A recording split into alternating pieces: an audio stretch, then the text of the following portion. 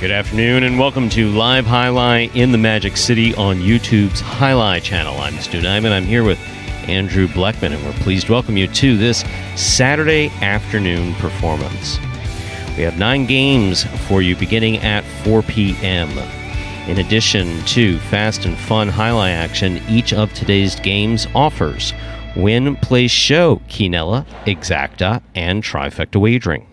For those of you who may be new to these terms or new to Jai-Alai, we will explain some of these phrases as we go throughout today's performance.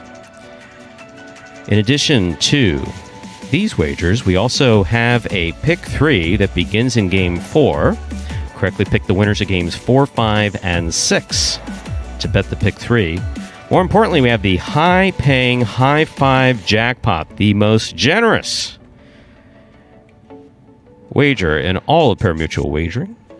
The High 5 is a pick 5 wager that begins in game 3. It has a $2,000 guarantee, but if I'm not mistaken, we are up over that $2,000. It was hit in that afternoon performance. It got hit yesterday. It did, for just over $4,700 there, one of the highest we've seen this season. So back to 2,000. So we're back to 2,000. See, when I'm not here, I don't always pay attention to those things. You know, we've been trying to get on the front page of the Times, but it just doesn't work that way. But we still do have the high-paying High 5 with a $2,000 guarantee to play the High 5. You correctly pick the winners of games 3, 4, 5, 6, and 7. We also have the Mighty Ocho jackpot, new for 2020, that begins in game 1. Online wagering is available at watchandwager.com, or if you're in Connecticut, mywinners.com. However, placing wagers is not necessary to enjoy all that we have in store for you today. We do not have any scratches in today's performance. Once again, there are no scratches in today's performance. The scratch occurs when a player who is scheduled and printed in the daily program is unable to play as a result of injury or illness. Fortunately, there's no one out there no one in today's program with either of those issues, so we have no scratches in today's performance. And with that, ladies and gentlemen, I will say my traditional hello to Andrew, which is kind of funny because it's not like I have to call him across the building. He's literally sitting right next to me. Andrew, how are you? Doing well, Stu, and most importantly, good to have you back in the booth. It's much better. We got the two-man thing here going on. I didn't think anybody noticed I was gone, actually. That was the first thing they said. Top of the chat there, day one. You got the couple of guys that have been there since day one. They're saying, where's Stu? Where's Stu? So told them you would be back here today for sure, and good to have you back here. Why, thank you very much. I was on a secret mission. I was on a secret mission.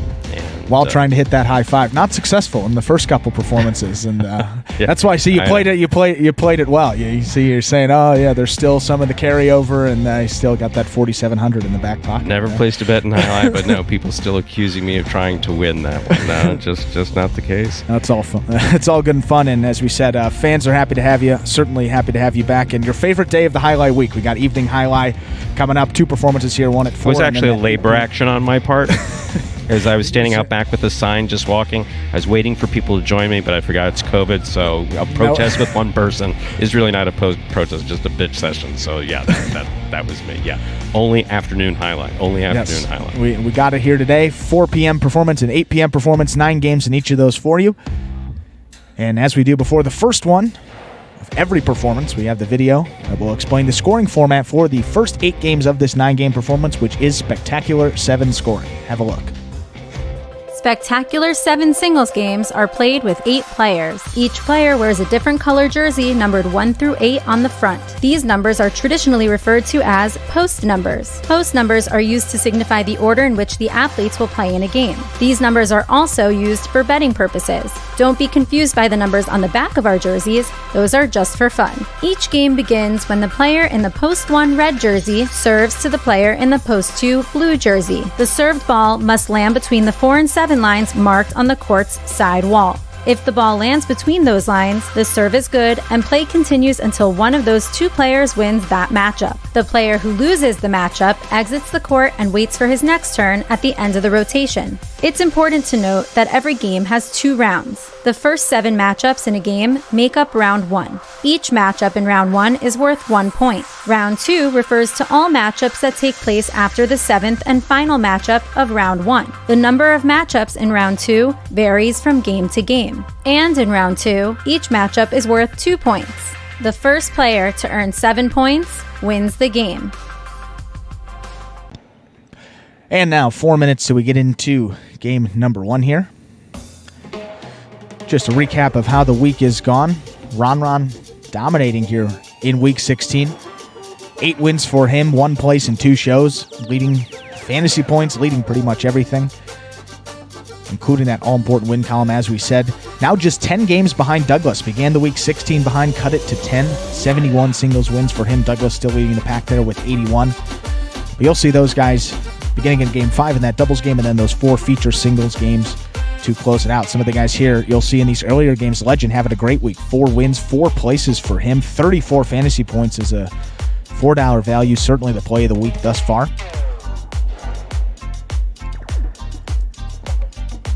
And Fred also there. 2 wins for Fred. Last day of the playing week for him, he's got 2 performances, as noted there in the fantasy game. So 10 points for him for his 2 wins. Looking to add a couple more here, playing out of post 5. And then Tennessee. Surprising Tennessee playing out of the 1 post here. Good opportunity for him to get his first win. 3 places and 7 shows for him. So he's been all over the board, but surprisingly, Tennessee had been pretty consistently in the win column last week. 8 wins for him the week before, 4. Week before that, 5. So significant amount of wins for him every week. Yet to find number 1 here in singles play, but still filling up the stat sheet there for fantasy. 23 points for him.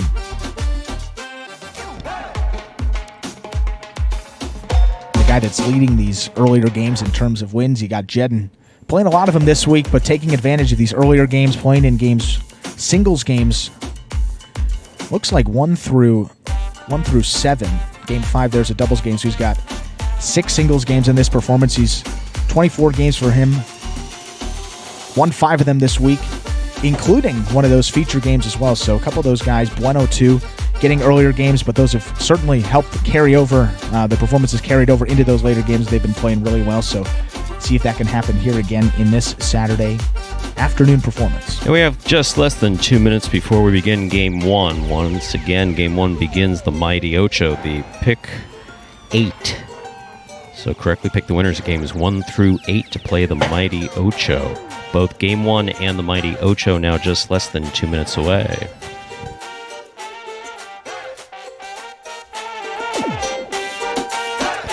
See, it's one of those things, you got these Game 1s and it's awfully quiet. I wonder how much, Stu, these guys can hear us on the bench, but I was going to make a prediction. I don't want this to impact anyone in any way, but we said that Tennessee there hasn't had a win this week. I think he's going to get one here. Post 1, Game 1. What is it with you in doing that? I don't understand the fact. Well, actually, though, you enjoyed fantasy sports, though. Absolutely. Don't you? Oh, yeah. Okay, and me, who, never placed a bet on Jai-Alai. No, that's not just something I say. Never have placed a bet on Jai-Alai. And, fantasy, no. I occasionally like to watch football and stuff like that, but no, I don't do the fan. So, the interest in making a prediction, don't get me wrong, I don't have anything against it. It's just like I don't... Not a big prediction guy. Yeah. You and Paulie both, yeah. Neither... He wasn't big into the predictions. Yeah. He wouldn't like to say, he doesn't want to mislead the public. He's such a good guy. I hate to be wrong. Makes sense. But no, I don't want Tennessee to hear. He's such a nice guy. I don't want that to get in the back of his head. But usually they turn around when they can hear us, and Tennessee seems pretty locked in here today. So we got the clock at 0 minutes. Let's see how the day's going to go here. Stu, welcome back. And, well, thank you very much. It's very good to be back. With that, we're ready to begin game number 1. It's a spectacular 7 singles match. Play to 7 points. Points will double after the first round of play. Tennessee serves. Diaz begins. There's the serve. This Saturday afternoon performance is open with a tip ball to begin things. Point 2. Actually, let's change that and give the right person the point. That was all me. 1 first up on the board in our first game. Here's the white shirt at post 3, Jedden.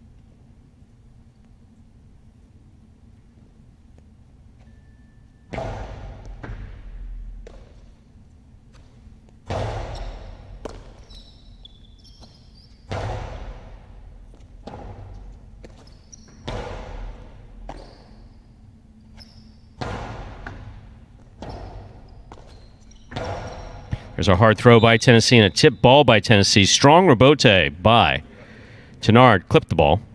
Clipped the sidewall, but a good throw overall. 0.3. In this matchup, Jedden will serve to the green shirt of post 4. Legend.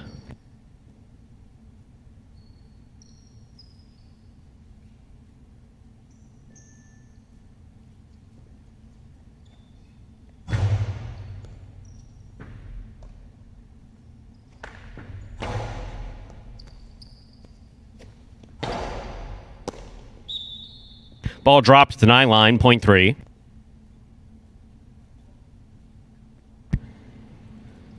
In our next matchup, Jedden will serve to the black shirt of post 5. Here's Fred.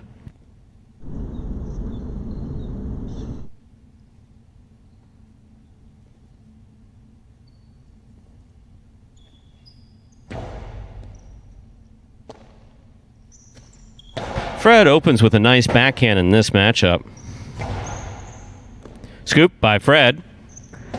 Just above the pad and scoring. That was well thrown by Fred. He looked over his shoulder to see that Jedden was there.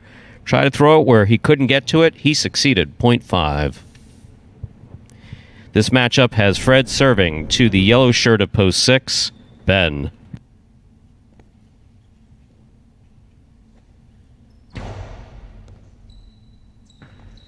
Ball tipped off the serve. Fred's serve crossing the wall at the 12 line and scoring. 0.5. Here's post 7 in the pink shirt. Juice.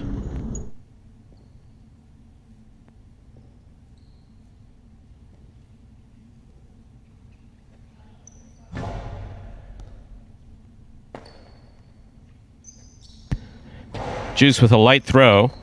Fred's there. Hard backhand. Rebote coming out. 0.5.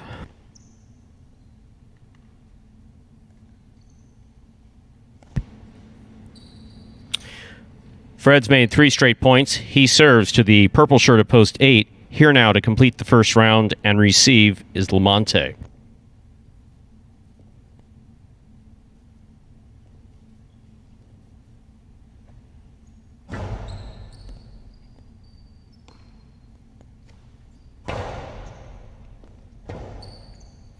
Rebote forehand by Fred. That got away from him. Hit the overhead screen.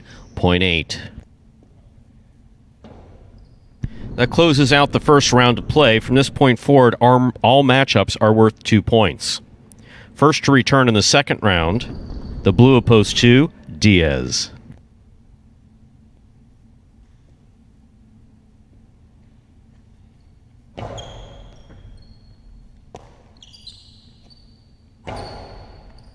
Lamonte on the forehand. Outside placement by Lamonte. Beautiful. Well thrown by Lamonte. Nice change up there, 0.8. Lamonte has 3 points. He serves to Tennessee, who returns in the red of post 1.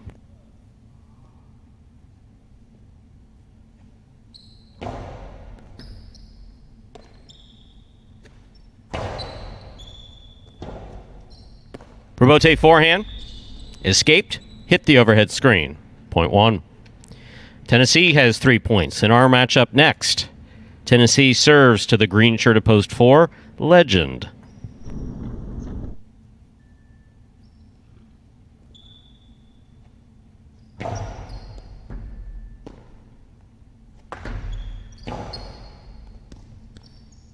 Tennessee backs up to the 11 line. Throws it hard to the inside. That one got by Legend and scored. 0.1.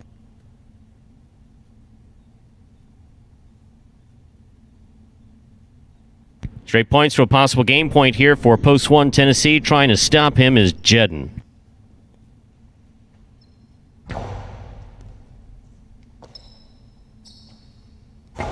That's a beautiful throw by Jedden. Nice over the top. Jedden midcourt takes it on the bounce. Ball tipped, 0.3, play continues. Jedden's on the board with 4 points. In this matchup, Jedden serves to Ben, who returns in the yellow shirt of post 6.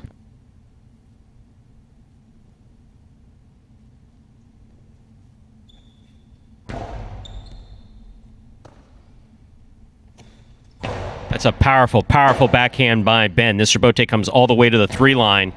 Jedden hangs in there, makes a good catch. That scores point 6.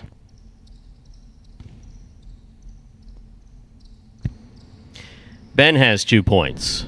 Our next matchup has Ben serving to the pink shirt of post 7, Juice.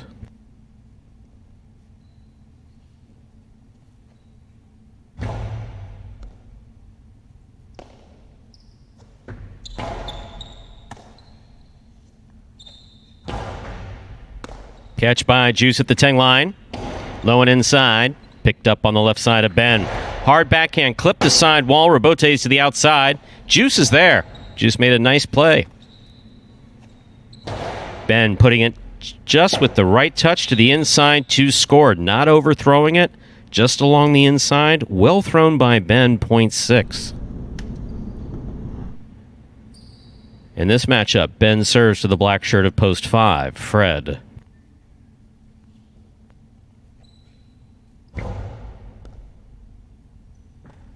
Good catch by Fred. Pulling it from the side wall. Ben had to go to the floor to make that save. Here's Fred. Cortada. Stopped by Ben. Strong backhand by Ben. Ball coming out. That's a nice rebote thrown by Fred. Ben again goes for the save. Just enough to get it to the front wall. That ball was juggled in and out of the cesta of Fred. Point goes to the 6. Possible game point for post 6, Ben. On the court trying to stop him, Diaz.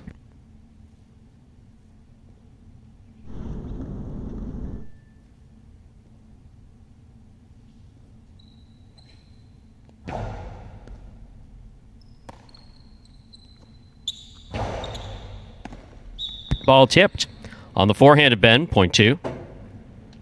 Play continues. Diaz is on the board with 2 points, serving to Lamonte, who returns with 3 points. He's wearing the purple shirt of post 8.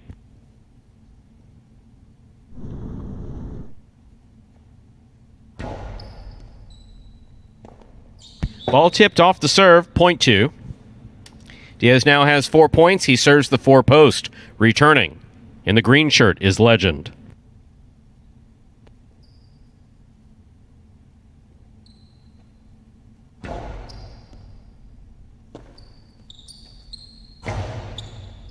Diaz sets, makes the catch. There's the backhand. Diaz catches it in the air. Tries to get it more outside, not outside enough. Great catch by Diaz at the 10 line. Nice backhand. Legend catches it in the air. Diaz taking it on the bounce, holds onto it, throws at Karam. A little too much sidearm. That ball's out. Point 4.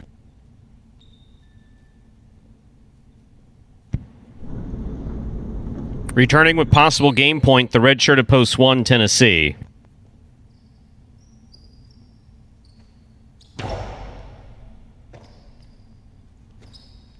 Powerful throw by Tennessee, caught by Legend.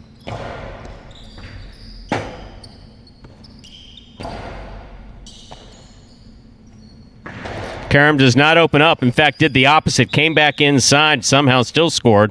Point 4.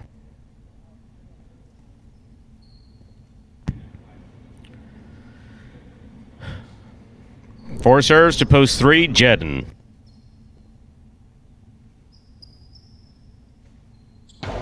Outside serve, picked up on the forehand of Jedden. Jedden hard to the inside. Here's Legend.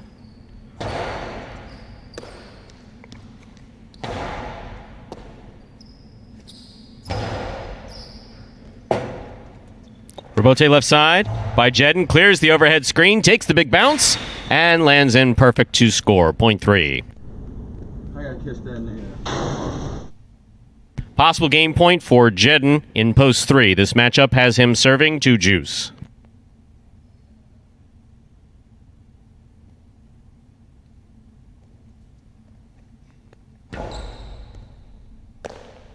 Juice with a nice reach makes a catch. That's a beautiful forehand. Actually touched the overhead screen. Too hard out of play. That's point and game, ladies and gentlemen, to the white shirt of post 3, Jedden. No playoff here. 6 places, 1 shows. Unofficial order finish for our first game this afternoon, 3-6-1. Your prices will be up in a moment.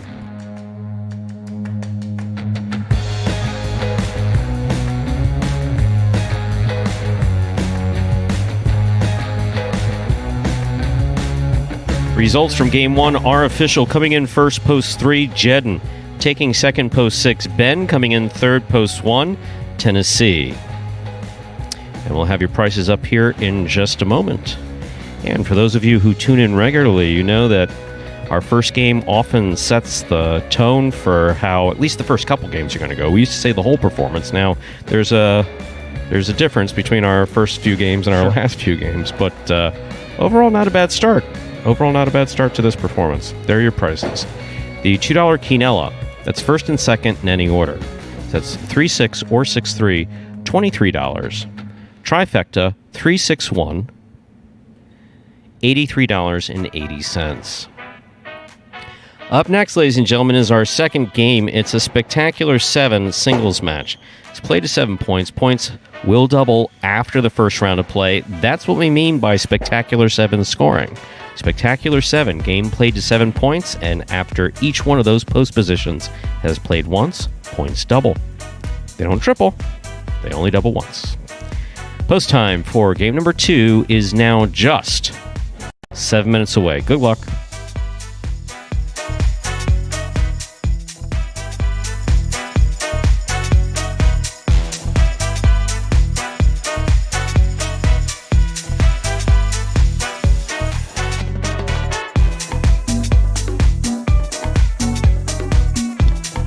And for those new fans maybe joining us here for the first time, we got a little explanation video here that will explain, in simpler terms, how the sport of Jai-Alai here is played. The main rule of Jai-Alai is simple. Players must catch and return the ball in one fluid motion. Sounds easy enough, right? So how do you win? You can win a matchup simply if your opponent overserves, underserves, or serves the ball out of bounds. On the flip side, your opponent wins the matchup if the serve is so good that you fail to catch and return the ball to the front wall. If your opponent fails to catch the ball before it bounces twice on the ground, or if your opponent's cesta makes contact with the ball but doesn't catch it, then, in both of those cases, you win the matchup. You can also win a matchup if the ball bounces around in your opponent's cesta during an attempted catch. This is called juggling, and it's illegal in Jai-Alai. Another way to win a matchup is if your opponent throws the ball and it lands out of bounds on its return from the wall. The overall game strategy for a Jai-Alai player is to make it difficult for an opponent to reach the ball in time or to execute a rebuttal play.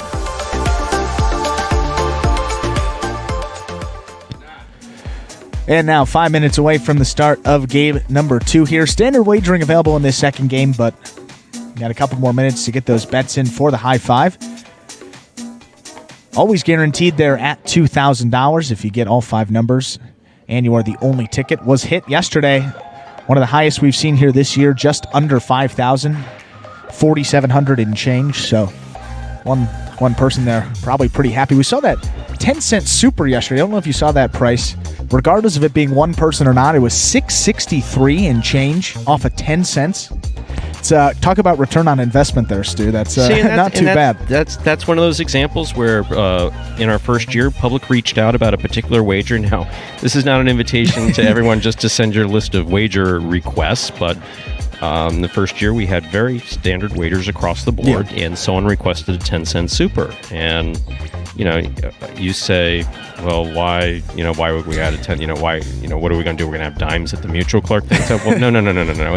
It allows people to bet more combinations. Right, cover more. Exactly, and potentially get more action on a superfecta, which is what you want to try to do. Yeah. So the more combinations that people who are going to bet multiple combinations can do for less out of pocket, per each number. So we try to accommodate. We try to accommodate wherever we can. And then after that, Scott comes up with the high five. Yeah. And you remember, people, those of you who've been with us since the beginning may remember the guarantee in the high five was originally $5,000. Yeah. Can you imagine? But no, to Magic City's credit, absolutely. When it hit, and it seemed to hit surprisingly easily based on the odds, we played with that guarantee just a little bit. until you find the sweet spot. Yeah. And the sweet spot seems to be right there around the $2,000. And we're really, really happy that people both enjoy it and take advantage of it to the extent that they do. And that Ocho doesn't get a lot of action, but is getting forced out here soon. Scott talked about how I think at the end of the meet here, and maybe that's next week coming up here, but the Ocho will be forced out, and that was the highest payout we've seen in the force out there of the a couple months ago. That was June 28th here, 2020. Payoff there, 25.33. 6 of 8 numbers was 25.33 because of all the people betting it that final day. It had to be forced out. You don't need to get all the numbers on force out day to take home all of it because it's got to go there. So. And we have 3 minutes to go till we begin game 2. And coming out of the first game, Legend looking a little lackadaisical, I guess is the best way that I would explain that. Tennessee, you mentioned you called for to get. Apparently, when I wasn't here, he wasn't winning. Juice definitely looked a little off. Jedden looked strong. Jedden definitely looked strong in the first game. Fred, for again, we watch. For those of you tuned in, we watch the exact same highlight you do. Yes. So, you could see who may be off, who may be on. And for those of you who really know highlight, you do understand that it is possible day to day for a player to look brilliant one day and come in and not catch 2 balls the next day. Yeah. Especially when you're early in the program, the way we are at Magic City. Consistency is something that develops in highlight over time. That's both in amateur and professional play, which is why professional highlight never allowed you to see anybody on the court with less than 3 to 5 years of experience. Right. And then you have the beginnings of consistency. So we still see players where one day they will do well, the next day they won't. We'll do some practice with them on specific things, try to get their head focused. Maybe it's just a conversation off to the side, and move on. But it's one of the exciting things about Magic City, from my standpoint, is being able to not just do everything behind the big black curtain, and we have many big black curtains around here, is what we do for the most part, almost everything out in the open. We believe that those of you who support Magic City are entitled to know what it is that we're doing. Not everything. And our players are entitled to their personal lives. Yeah. But we're gonna lift the curtain on as much as we possibly can. And as always, we appreciate your support as we're getting ready to begin game number 2. And you were just talking about Fred there, the high five killer, maybe his new nickname there. Won both game 3s. Two of those 4 performances, which was a big factor in helping that high five carry over there. So Fred's been playing well. 2 wins for him this week. He's only got, taking a look here at the overall standings, 7 wins on the season, so 2 this week. That's a pretty good percentage of his wins on the season coming here in week 16. So good to see him improving as the clock hits 0 minutes. All right, we've got game number 2. Game time. We are ready to begin our second game. It's a spectacular 7 singles match played at 7 points. Points double after the first round of play. That is spectacular 7 scoring. Serving in the red shirt of post 1 is number 15, Legend. Receiving in the blue of post 2 is number 37, Tennessee. Cortada serve to start things off by Legend. Tennessee stopped it. Robote left side, clipped the sidewall. Tennessee has it at the 9 line. Little soft placement, not soft enough. Legend's there. Good throw there by Legend. Robote left side. Legend gets it up to the front wall. Here's Tennessee. Robote left side by Legend.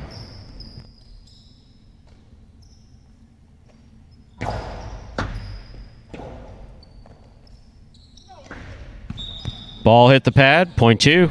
Good effort by Legend to try to make that Robote. Tennessee first up on the board in our second game. And our second matchup, Tennessee will serve to the white shirt of post 3. Here's number 22, Bueno.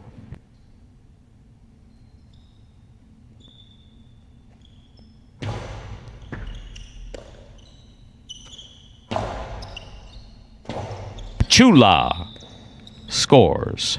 Magic City Chula. We don't usually get dead Chulas, but good enough. Point 3. Green shirt of post 4 receives. This matchup has Bueno serving to Diaz.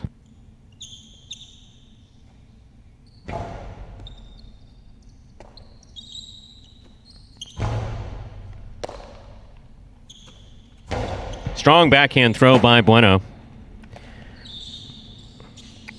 point 3. Now receiving. Black shirt at post 5, Lamonte.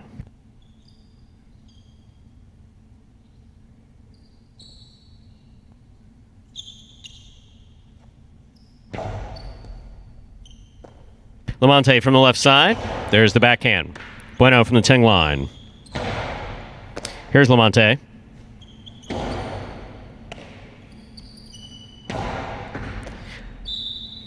Ball thrown hard by Bueno to score. Point 3. Now receiving the yellow shirt at post 6. This matchup has Bueno serving to Jedden.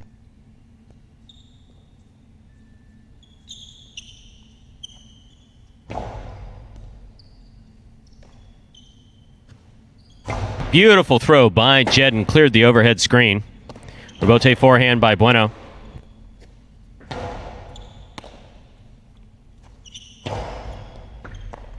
Ball tipped at the side wall. Point 3. Bueno's made 4 straight points. He serves to the pink shirt of post 7. In this matchup, we have Bueno serving to Juice.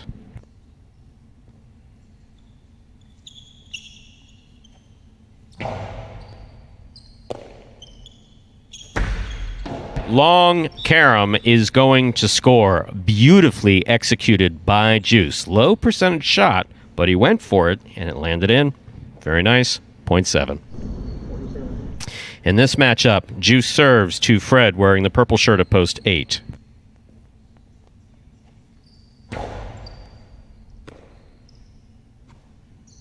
That got away from him. Escapa. Ball escaped from the forehand. Hit the overhead screen. Point 7.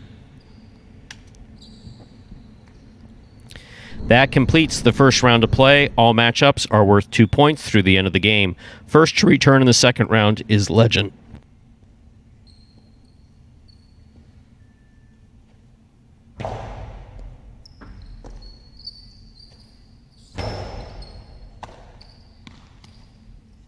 Soft touch by Juice. Catch by Legend.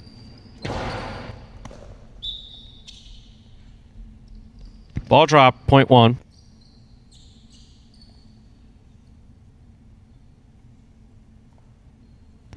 Legend with 2 points, serving the blue shirt of post 2, Tennessee.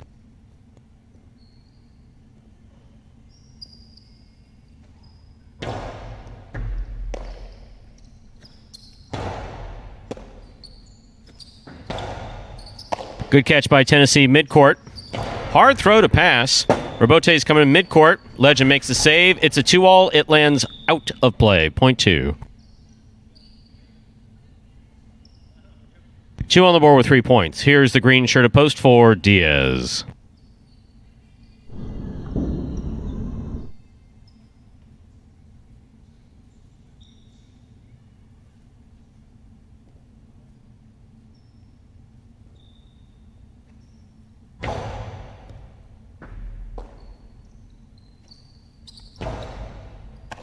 Tennessee from the 7 line. There's our hard throw. Scooped up by Diaz. Carom by Diaz. Nice combination by Diaz. Scooped it. Wasn't enough just to get it up to the front wall. He threw the carom and it scored. Point 4. Black shirt at post 5 receives Lamonte.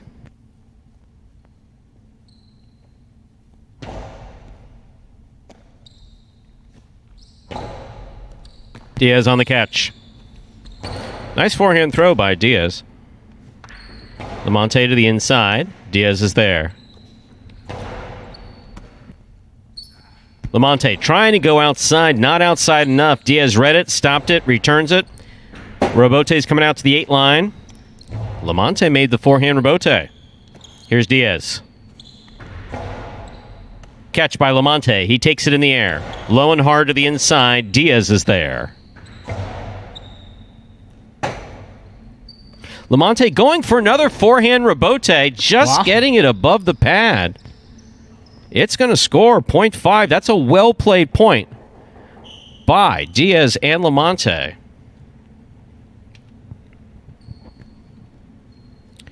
Here's post 6. This matchup has Lamonte serving to Jedden.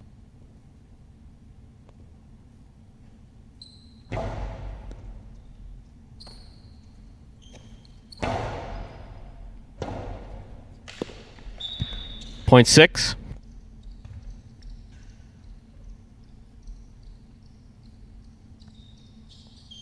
Six on the board with 2 points. Here's post 3. This matchup has Jedden serving to Bueno.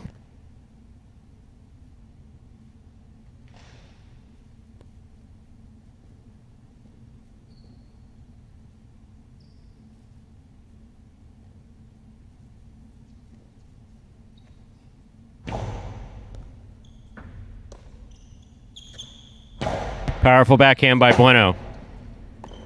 Rebote to the outside, caught enough wall to score. 0.6.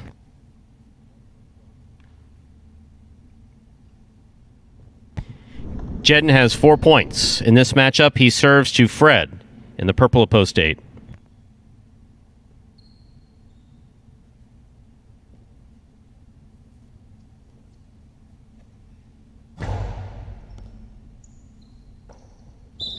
Deep serve scores for Jedden. 0.6. Possible game point for the yellow shirt of post 6. Jedden trying to stop him. Juice.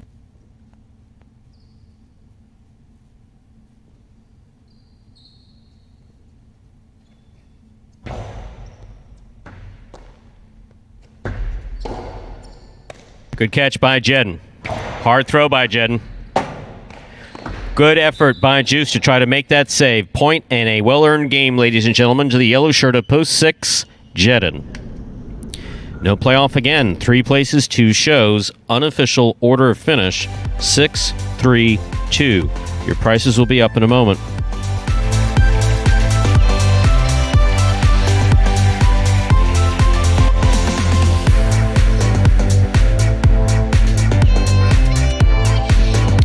Results from Game 2 are official as posted. Coming in first, post 6, Jedden. Taking second, post 3, Bueno. Coming in third, post 2, Tennessee. And we'll have your prices up there in just a moment. So you heard me made reference to a low percentage shot. And it's easy for some folks to take a look at that long carom that Juice threw and say, oh, just got lucky. No, he knew that he wanted to do it. And yeah, there may be some luck associated with the fact that it landed in because it is a low percentage shot when you throw it that low. Right. But more importantly, he did what he wanted to do. He had that shot in his head and he was able to execute it. And now, obviously, in training, we advise against that because you're going to lose more than, and you don't want to give points away. But he had it in his head and he scored with it, so good for him. That gets us to our prices. 6-3-2 is the official result. The $2 quinella 3-6, that's first and second in any order, 3-6 or 6-3, $13.80. I'm guessing those of you placing quinella wagers were looking at that one. The trifecta 6-3-2, $70.40. There's a consolation in the win pool. No one had 6 to win, so 3 to win, returning $2.10. Don't throw away those 3 tickets. Say, oh, shoot, 3 didn't win, therefore I lost. No, there's a consolation. 3 to win, returning $2.10. Up next, ladies and gentlemen, Game 3. More importantly than Game 3 is the High Five. High Five is a pick 5 with a $2,000 guarantee. Correctly pick the winners of Games 3, 4, 5, 6, and 7. If you correctly pick those winners, there is a minimum $2,000 guarantee. Post time for Game 3, and the High Five is now just 9 minutes away.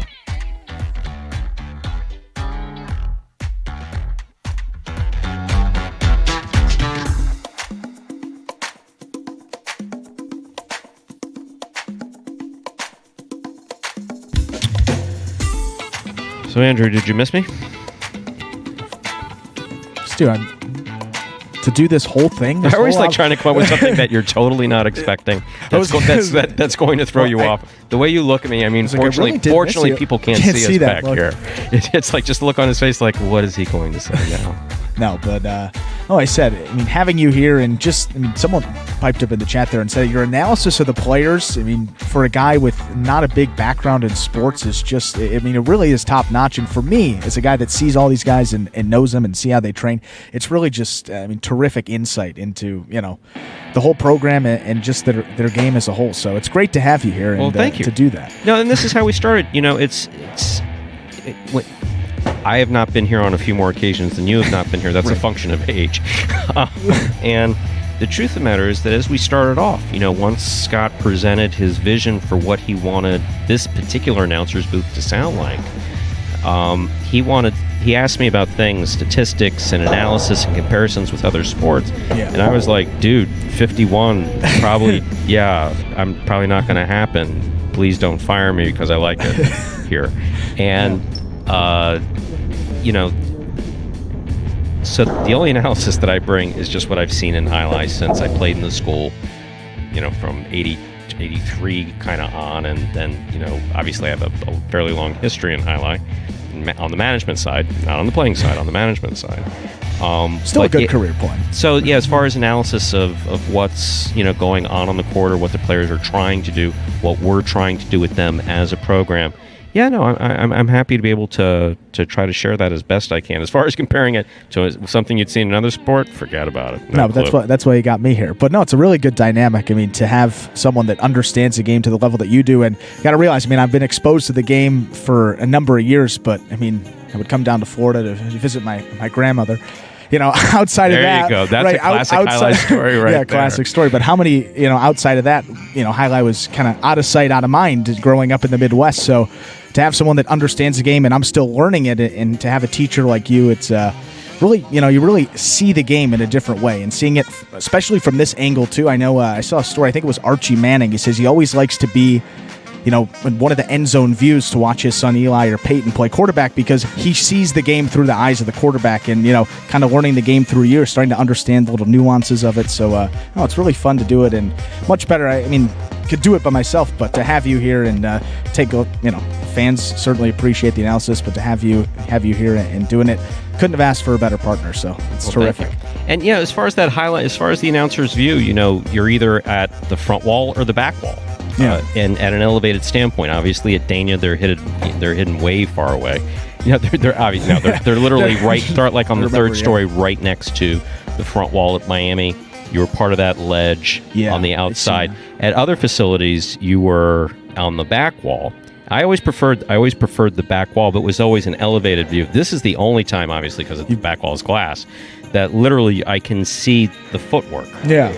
And so that's been interesting. There's a fantastic Jai-Alai announcer at Orlando for a number of years, Tony. And I don't know that everybody wants to be associated with the history of Jai-Alai, so we'll skip last names. But Tony was a great announcer, and he had this perch almost at Orlando Jai-Alai, which gave a good view. So the view of the announcer and what they know about it gives you a different perspective when you're watching from the front, as we did at Miami, which is not many places have that view. You literally see the focus of the player. You literally see kind of how they move, but right from the front. Well, for fans that have gone to sporting events, compare sitting in, 200, 300 level, a little further up than to being on the court. Had the opportunity to do that like one time in my life, but remember, those guys, they look like, watching an NBA game, they look like they're 12 feet tall on the court. When you're sitting in the 300 level, maybe a little further up, you don't really get an appreciation for what exactly is going on. So that's kind of the best really comparison you can get. And we're literally, without this back wall, we're pretty much right on the back part of this court. So there's no better view in pretty much all sports than we get to announce these games from.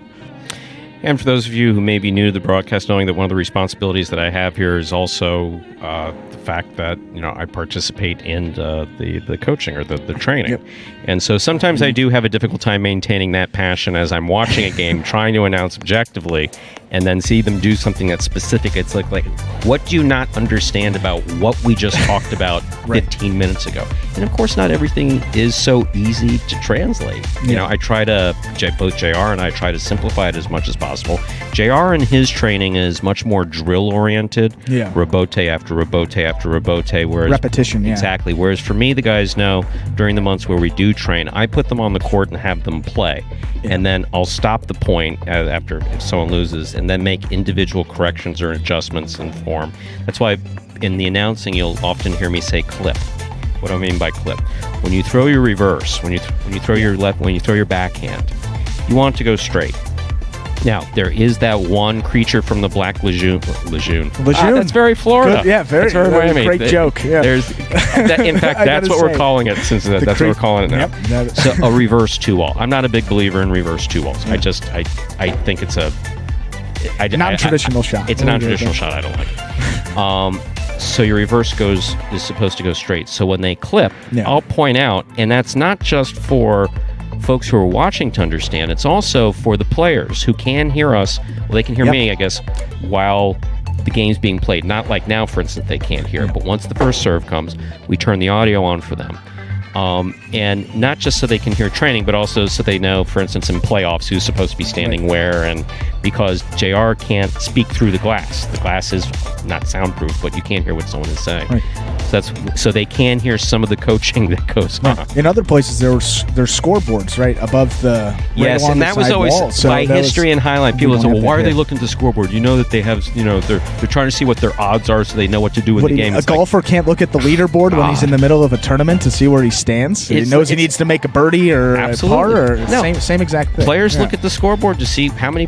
They don't keep track. Yeah, they don't always keep track who's next in the rotation, if they're part in the playoff. Especially those 3 odd number playoffs when a guy loses and then one guy's out and some guy's got to serve. Sometimes it's a whole mess. It's hard to learn. I mean, they've only been playing around the sport for a couple of years, so.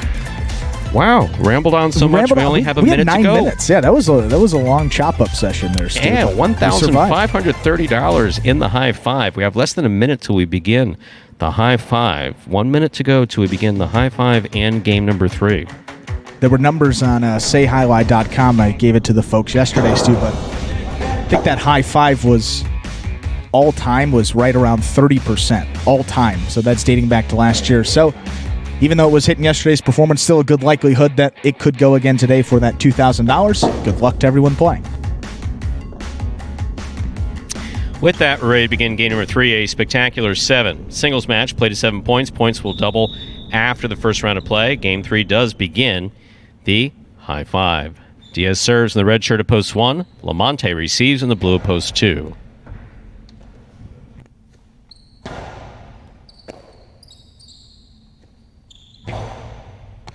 Good catch by Lamonte at the 5 line. Diaz from the left side. He's looking to get a big bounce out of this rebote. Lamonte ran back. Try to get assessed on it. Good effort. Point goes to the 1. Diaz first up on the board in our 3rd game. That'll bring to the court the white shirt of post 3, Legend.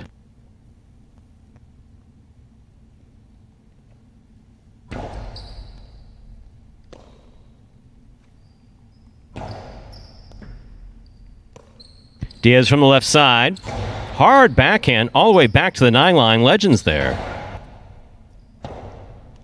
Rebote forehand. Got away from him. Point 3. 3 now serves to the green shirt of post 4. Fred receives.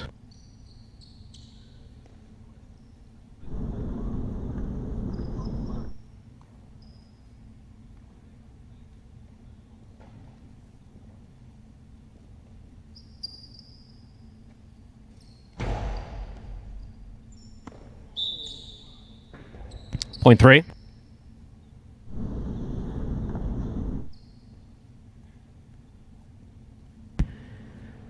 Now receiving.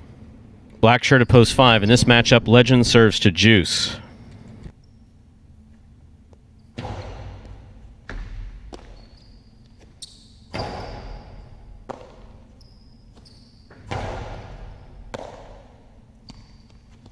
Karam by Juice. Lands out. Point 3.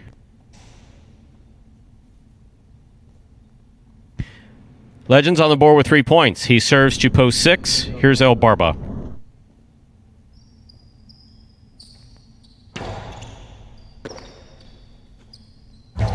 El Barba gets it back. Scoop attempt missed. Point 3.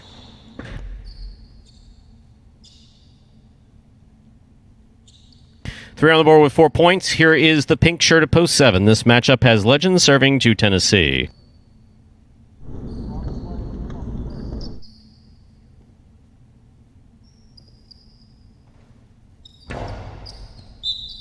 Over serve. The ball must slam between the 4 and 7 line on the serve. That's our first over serve for the day. Point 7. Matchup has Tennessee serving to Jedden.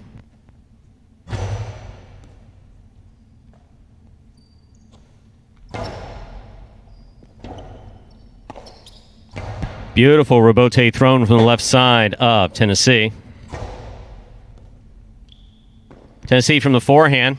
Backpedaling, got off a strong forehand, considering he was leaning back when he threw it. Tennessee from the left side. Low and hard. Scoop attempt missed. Excellent play there by Tennessee. 0.7.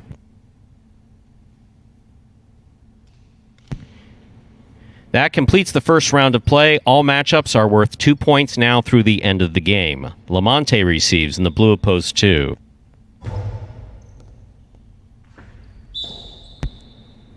Point 7. 7 on the board with 4 points. This matchup has Tennessee serving to Diaz in the red shirt of post 1.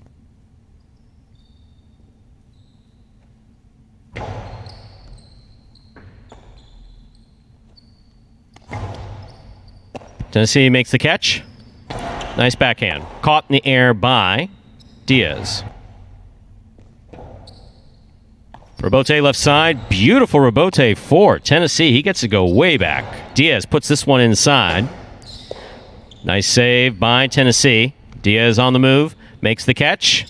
Hard to the inside he goes. Rebote forehand. Nope. That hit the overhead screen. Out of play. 0.1. 1 on the board with 3 points, serving to post 4. Here's Fred.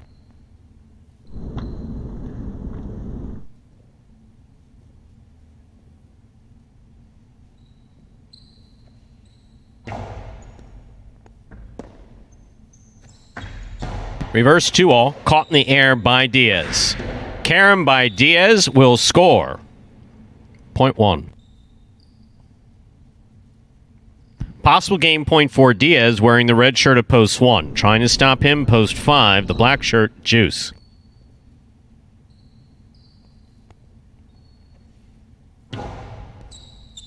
Juice from the forehand on the run. Catch by Diaz. 2-all. Right shot just landed out of play. 0.5. Play will continue. Juice has 2 points. In this matchup, Juice serves to the yellow of post 6, El Barba.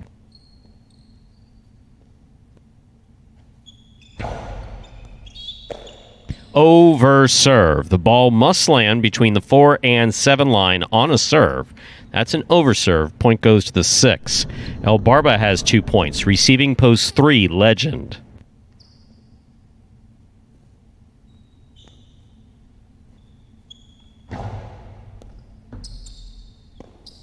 Ball just tipped. Off the serve, 0.6. El Barba with 4 points. Back and ready to receive. In the purple shirt of post 8 is Jedden.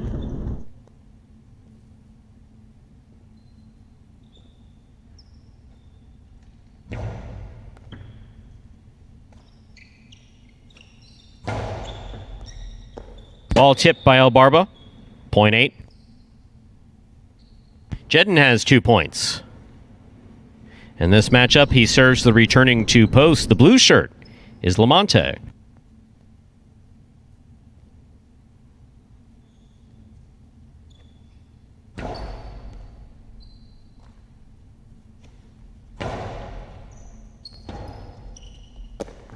Forehand rebote, played at the sidewall. Difficult play by Jedden. Lamonte goes hard to the sidewall. Jedden looks for the rebote. Swing and a miss. 0.2. 2 has 2 points. Returning with 4 points. The pink of post 7, Tennessee.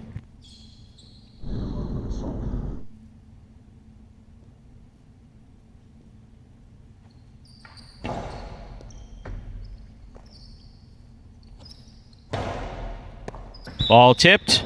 0.7. Possible game point here for post 7. The pink shirt, Tennessee. He has 6 points. Trying to stop him, Fred.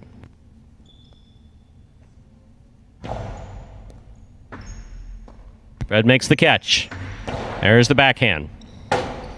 Rebote left side. It's a 2-all. And it scores for Tennessee. Point end game to the pink shirt of post 7, Tennessee.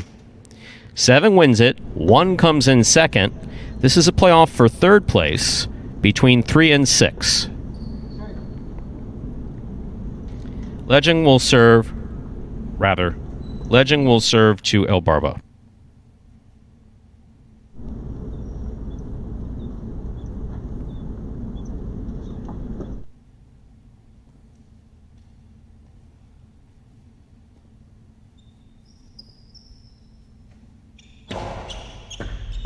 Good catch by El Barba off a hard serve by Legend. Catch by El Barba. El Barba passes from the forehand. Forehand rebote by Legend. Gets it up to the front wall. Here's El Barba. Point and a third place finish to post 6 El Barba. Unofficial order finish 7-1-6. Your prices will be up in just a moment.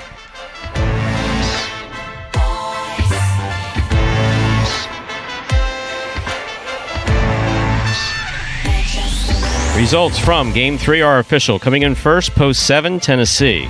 Taking second, post 1, Diaz. Coming in third, post 6, El Barba. 7-1-6 is the official order finish for our third game, and your prices will be up in just a moment. And for Tennessee, it's funny how it works here. So he plays out of post 7, statistically the most difficult to win out of these. Most difficult post position to win out of in these spectacular 7 games. First win of the week to go on 9 shows for Tennessee. That is wild. No one else in the show column has more than 3. Tennessee has 9. Finishing a game can be tough. Yeah. Finishing a game definitely can be tough. So, our Quinella is first and second in any orders. That's 1-7 or 7-1, $28.60. The trifecta, that's first, second, and third place finish, 7-1-6. Returns $173.80. First number for today's high 5 is the number 7. Up next, ladies and gentlemen, is game number 4. It's a spectacular 7 singles match. Played at 7 points. Points will double after the first round of play. Game 4 also begins today's pick 3 to play the pick 3. You correctly pick the winners of games 4, 5, and 6.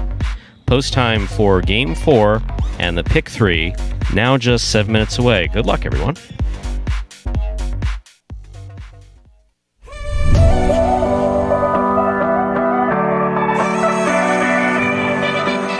Outside placement from Poole. Asier goes back for the rebote, diving, and that's a 2-ball, and lands just in. That will score.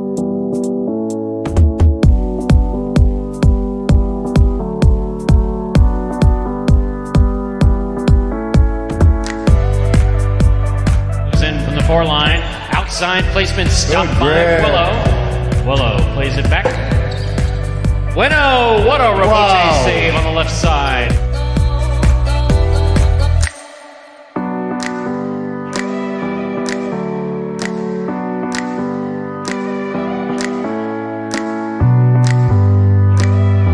Karam stopped on the forehand of Jin. What a beautiful rebote. Jin on the run, 2 bounces, scores.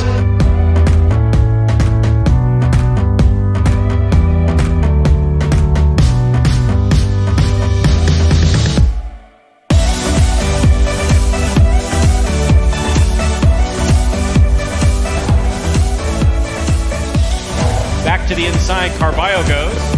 Douglas with the blind save. Just lobbed it up under his arm.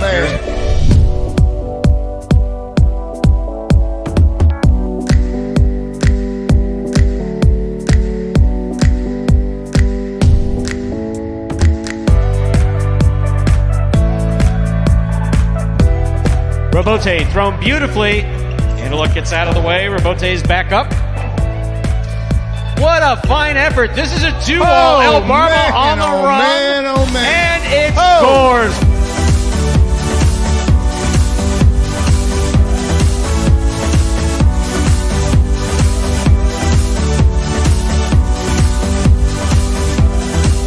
Carballo picks the serve. Here's the reverse. That is a diving save by CRB.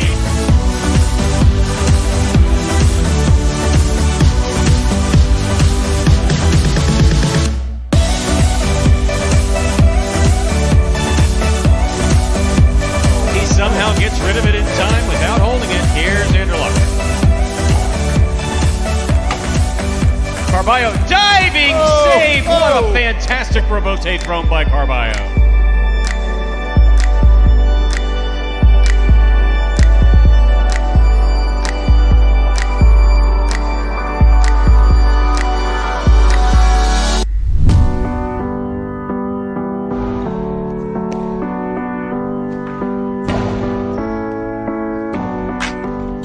Diving save, it's up, it's in, it's scored. Wow. That's why you never give up.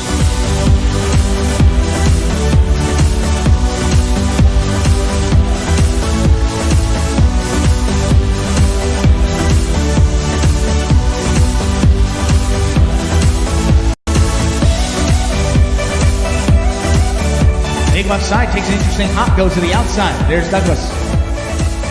First play back to the inside, high bouncer. Carballo waits for it.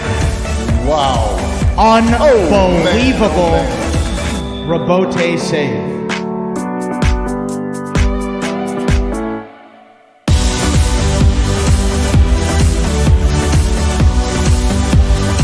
Carballo's there.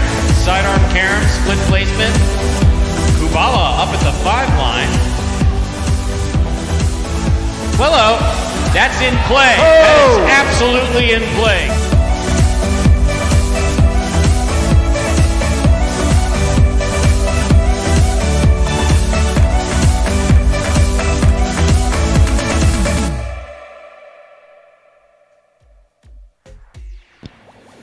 And now just under 2 minutes till we get to Game 4. Game 4 now just 2 minutes away.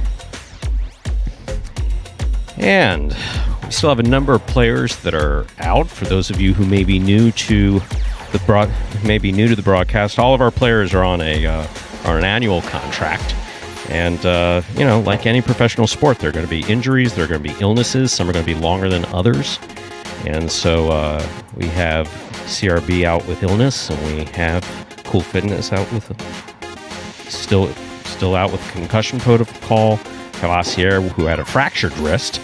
So he's still out. And they basically leave us. They're under the care of a doctor. And when they're medically released to come back, they come back and do a little bit of practice. And after they practice for a bit, if they're cleared by the doc, we put them back in the program. And that's basically how it works.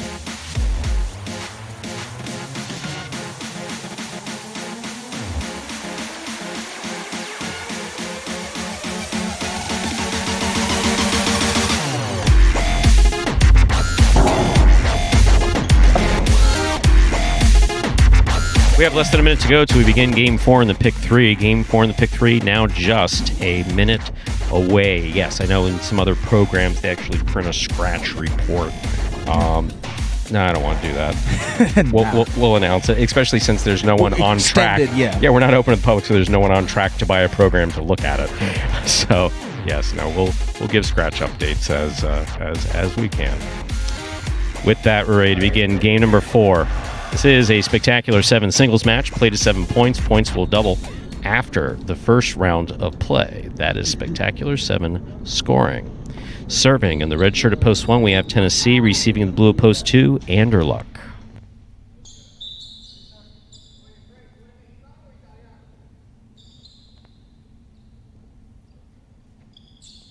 There's the serve. We begin Game 4.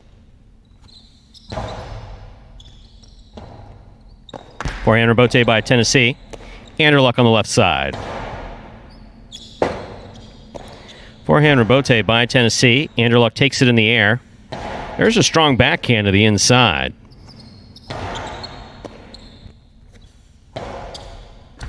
Great catch by Tennessee. Got it off in time. That was borderline on the verge of holding. There's a one-handed grab. Kind of a sidearm backhand. Not pretty, but effective. Point 2. Anderluck first up on the board in our 4th game. In our next matchup, Anderluck will serve to the white shirt at post 3, Legend.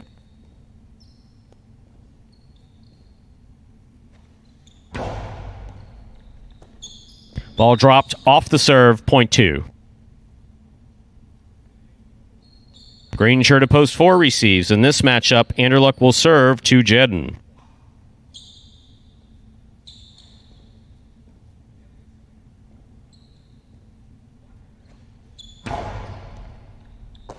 Excellent serve by Anderluck. Nice backhand by Jedden. Robote left side by Anderluck. Beautifully thrown to the inside. Anderluck makes the catch on the forehand. Catch by Jedden. Jedden goes deep from the backhand. Robote forehand. That got away from Anderluck. Point 4. In our next matchup, Jedden will serve to the black shirt of post 5, El Barba.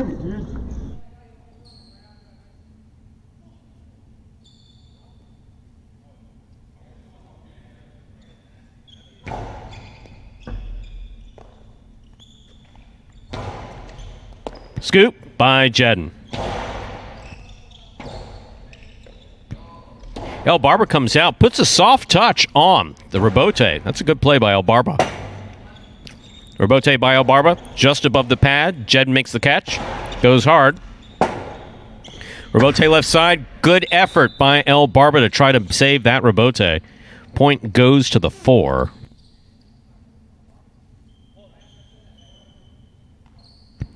Now receiving, yellow shirt of post 6. This matchup has Jedden serving to Ben.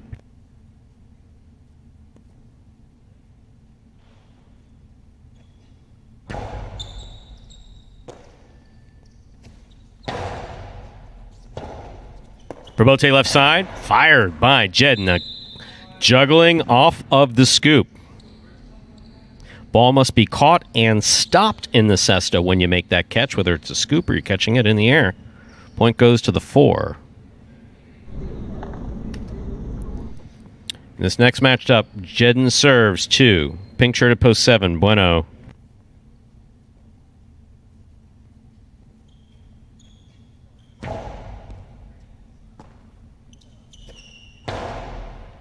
Good catch by Jedden at the 10 line. Nice backhand. Catch by Bueno. Robote left side. Jedden goes to the floor to make the play. Bueno's got it. Returns with a carom. That's beautiful. Going to score. Well thrown by Bueno. Point 7.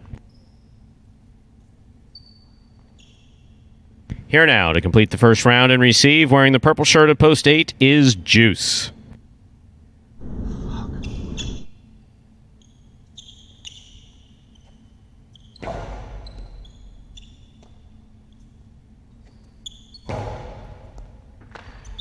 Ball tipped at the sidewall, point 8. That completes the first round of play. All matchups are worth 2 points through the end of the game. Here's Tennessee.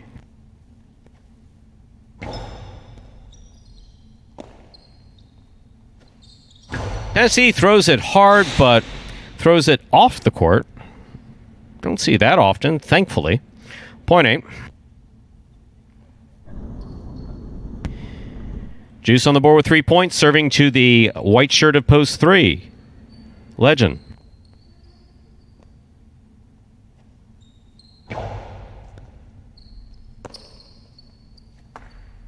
Legend with the floater. No, got to take that in the air. Tough to get it off the Robote. Point 3.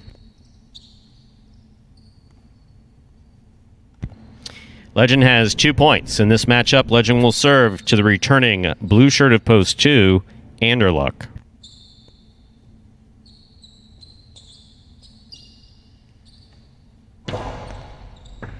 Portada serve. Anderluck keeps an eye on it. Returns it from the backhand. Robote, thrown. Anderluck's on it. Powerful backhand. Clears the overhead screen. Robote's coming up all the way to the 3 line and scoring. Point 2. That gives Anderluck 4 points. In this matchup, he serves to the black shirt of post 5, El Barba.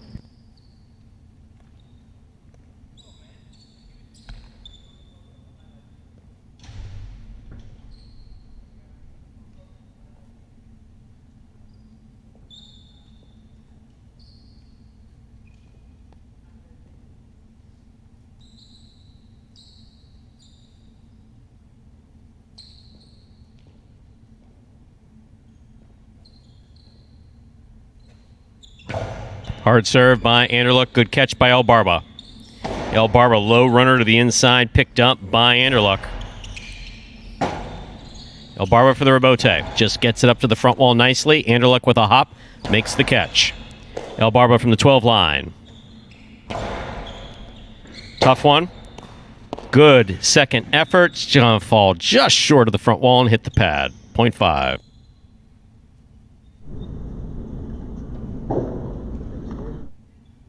Elbarba's on the board with 2 points. Here's post 6, Ben.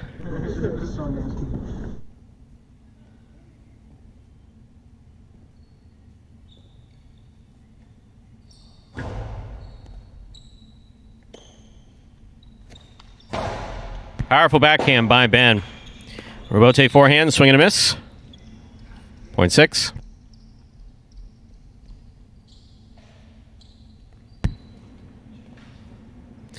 Here's post 4, Jedden.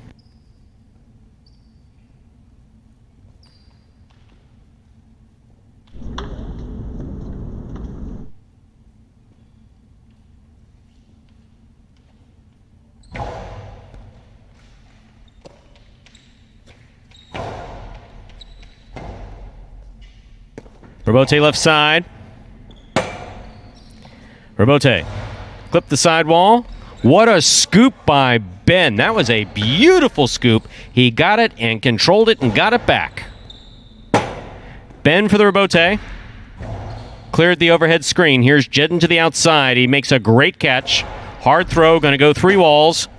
Ben hangs in there. Makes a 2-wall throw. Jedden on the hop makes the catch. This is going to be another 3-wall play. Rebote by Ben, 2-wall. Jedden's there. Low and hard. Carambola will score. Such a well-played point here by Ben and Jedden. Jedden won the point.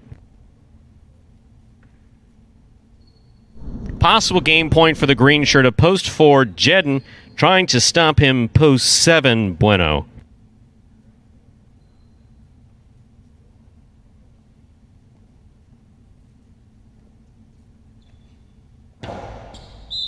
That's an underserve. Once again, the ball's got to land between the 4 and 7. That ball fell short. Point goes to the 7. Bueno is on the board with 3 points. In this matchup, he serves to Tennessee in the red shirt at post 1.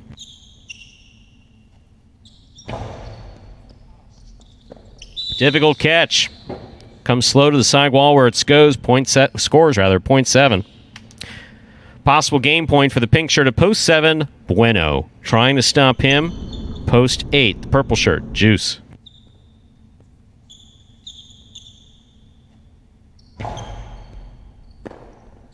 Point in game, pink shirt of post 7, Bueno. No playoff here. 7 places, 4 comes in second, 2 comes in third. 7-4-2, unofficial order of finish for game 4.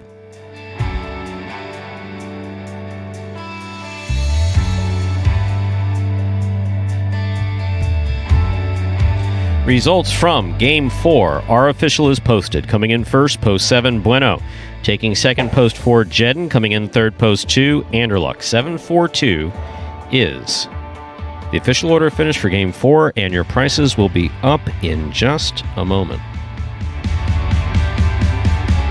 How about for Bueno there, Stu? 6th win of the week, 3 places, 3 shows, has been all over the board, in particular in these earlier games, but that is translated over in those later games, having a really strong week there and gets it done again in game number 4. There are your prices from our 4th game. 7-4-2 is the result. The $2 Quinella, that's first and second in any order. 4-7, 7-4, $17.80. The trifecta, 7-4-2, $115.20. And hold on to those win and place tickets. There are consolations in both. No one had 7 or 4 to win, so 2 to win returns $2.40, and 2 to place returns $3.20. Never want you to throw away a winning ticket. Up next, Game 5, a spectacular 7 doubles match, our first and only doubles game in today's performance. For those of you new to Jai-Alai here at Magic City, doubles played just like singles. All the same rules apply. You just put 2 players on each team. There are no scratches in our 5th game. Post time for Game 5 is 8 minutes away. Good luck.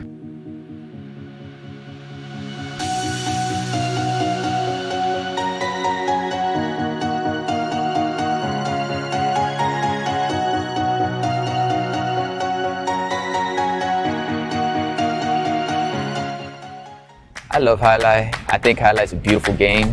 My favorite part of playing Jai-Alai would be that I get to compete. I get to come into a facility with other competitors that are trying their hardest. I get to come out here and try my hardest. Win or lose, you feel a sense of accomplishment at the end of the day after coming in and giving it your all. My 2020 goal is when you open up the program, it should say Chris Bueno, win percentage 150 or better, and in the money percentage 400 or better.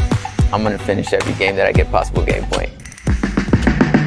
Remind me of Hustle City, man. Everybody got more than one gig. I sell ice cream, rather sell a CD. I have a security company, a beauty salon. I've been doing music for a very long time. I'm not your neighborhood Uber driver. I do luxury. And then I have another job. I play Jai-Alai.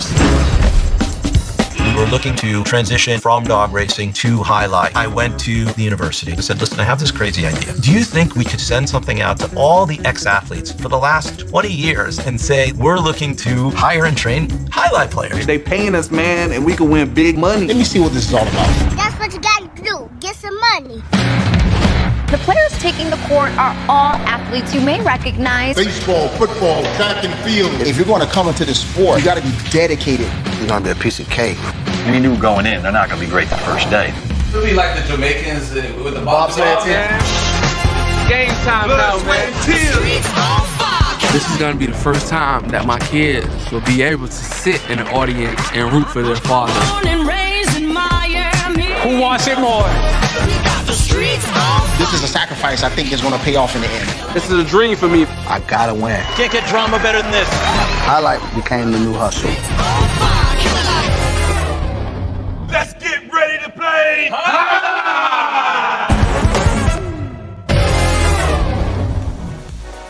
And folks, that was Bueno and the trailer for the award-winning documentary Magic City Hustle about the start of the Jai-Alai program here at Magic City just a few years ago. If you'd like to see that for yourself, you can go to MagicCityCasino.com under the Jai-Alai tab. First button you can click there, Magic City Hustle. You click on it, it'll take you directly to the website, or you type in MagicCityHustle.com directly into your browser. Either way you do it, it'll take you to the same main page where you can make a purchase of that film, full-length film. It'll be right around 2 hours, a little bit over that. You can purchase it for $5 and enjoy it as many times as you like from there. And one of those guys, Stu, it's hard to believe with Bueno, seems like he's been with the program for 3 years, just because, maybe he's been around Jai-Alai for so long, but only been around 2 years, second year here with the program, and one of the guys that's developing at a really rapid rate here. 6 win of the week there, as we said, holding on to third place in those championship single standings there, open that lead up over Tennessee, who was in fourth. 7 games between those two now, so doing a particularly good job this week. And of course, Bueno comes to us with a remarkable pedigree as far as Jai-Alai is concerned. He is, of course, the son of none other than Benny Bueno, former star at Miami Jai-Alai for many, many years, and currently the player manager at Brand X, also known as Dania. So Christopher Bueno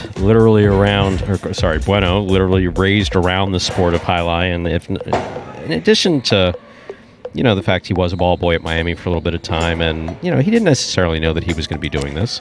Right. So, he doesn't have a traditional training. He put some time in before he came here, but his father taught him something that is probably the most valuable thing you can teach someone from a management standpoint, yes. And that's to be a decent guy. Yeah. That's to be a decent guy. I mean, he's obviously, his demeanor on the court every time, never going to see him do anything. In the locker room, or now the stands, because that's our locker room in the era of COVID. Sure. He's got such a positive attitude. He tries to spread that, throughout the program as best he can. One of the most positive. Yeah. 100% effort on the court all the time. It's really good to see Bueno doing well. Yeah, that's why I think that team of Bueno and Tennessee, the fans have taken such a liking to that pairing, just because both of those guys are just stand-up individuals. They try so hard on every point, and you know what? Helps them get those wins too. They were, in second place in that first doubles tournament, part of the championship doubles series here at Magic City. Douglas and Lamonte took first place, and then it was the team of Carballo and Juice that stormed back Tennessee's injury to take second place, but that's a really solid doubles team. So we'll see them here in this 5th game, see if they can add to their already 1 win this week.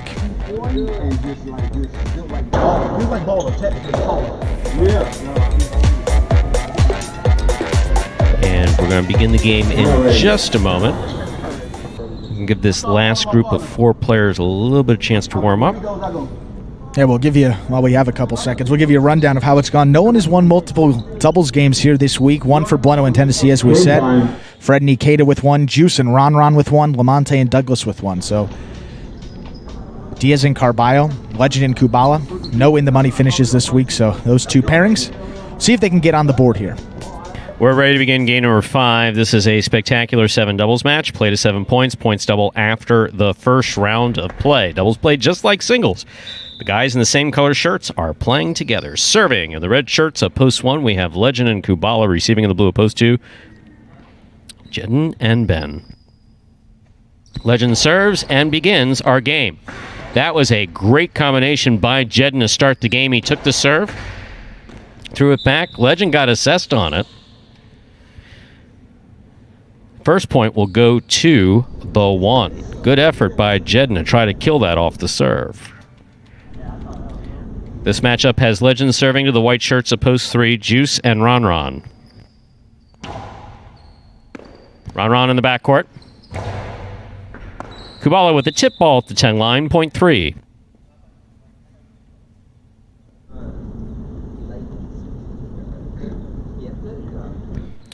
That'll bring to the court the green shirts of post 4, Fred and Ikeda.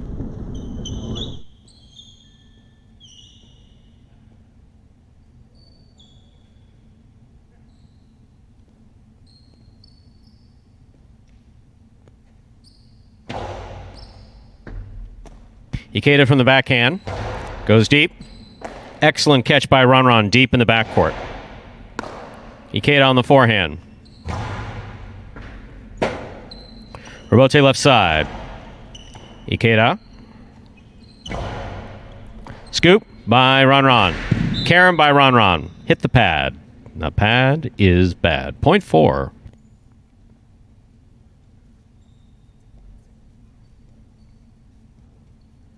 And our next matchup, Fred will serve to the black shirts of post 5. Bueno and Tennessee receive.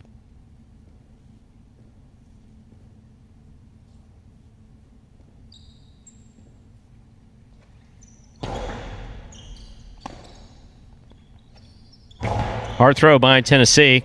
Caught by Ikeda. Here's Bueno. He goes deep. Robote coming out. Robote comes to the 6th line. Fred hangs in there, makes the save. Here's Bueno. Karen by Bueno. Catch by Fred. Fred caught it. Couldn't complete the throw. Point 5.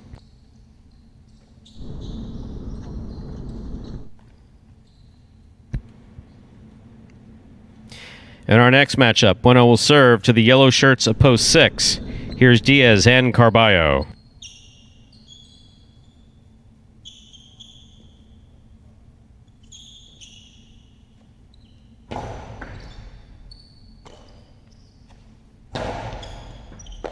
Good catch by Tennessee. Catch by Carballo. Robote left side by Bueno. Carballo from the forehand. Good catch. Catch by Bueno up front. He winds up. Throws the 2-all to score. Well executed by Bueno. Point 5. Now receiving. Pink shirts of post 7. Anderluck and El Barba.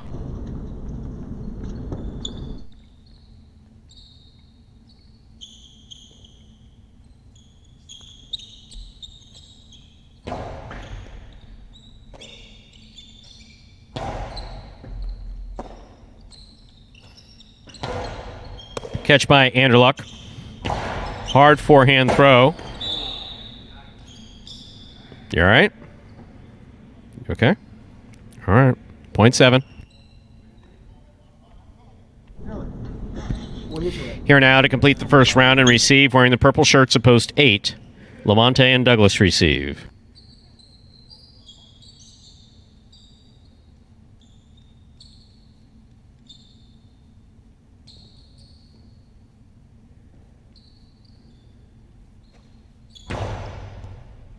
Douglas from the left side. Good catch by El Barba. Douglas on the forehand.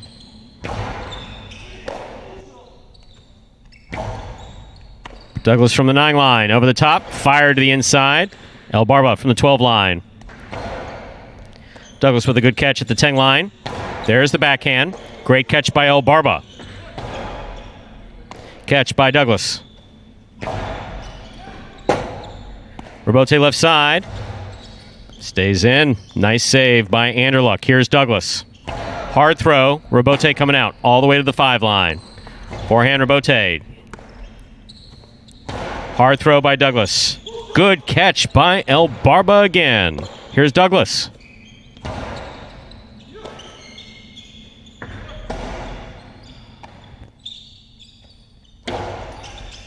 Anderluck comes cross court to make the catch, sends this deep. Douglas with a wonderful catch on the forehand. Anderluck, hard throw, catch by Douglas. Excellent catch by El Barba. Douglas on the forehand. Cortada, great catch by Anderluck. Here's the backhand. Catch by Douglas. Douglas over the top, Picada looking for the big bounce. Stopped by Anderluck. Carom by Anderluck, tough to throw from the inside. What a well-played point by both teams. I mean, what a well-played point. Excellent effort. Point 8.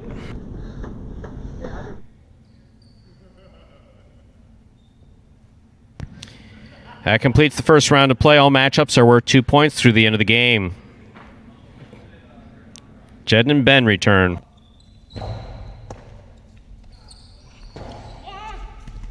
Douglas makes the run, gets there, rifles it, 2 score, point 8. 8 on the board with 3 points. Here's post 1, Legend and Kubala.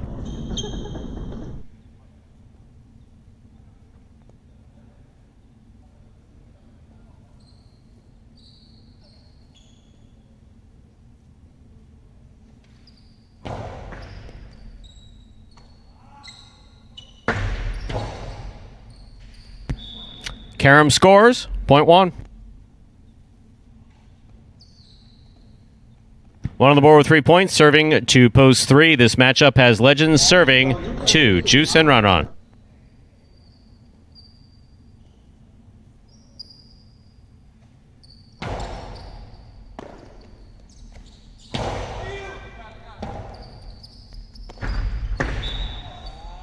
Nope. Point 3.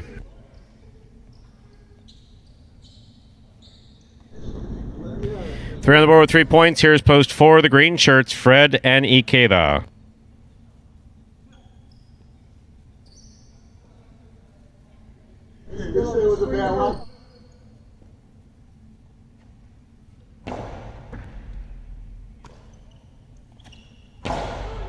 Powerful backhand by Ikeda. Juice for the Robote. He makes it. Ikeda calls for the catch. Throws the carom. Split placement. Scores. Point 4. 4 on the board with 3 points. Here's post 6. Diaz and Carballo.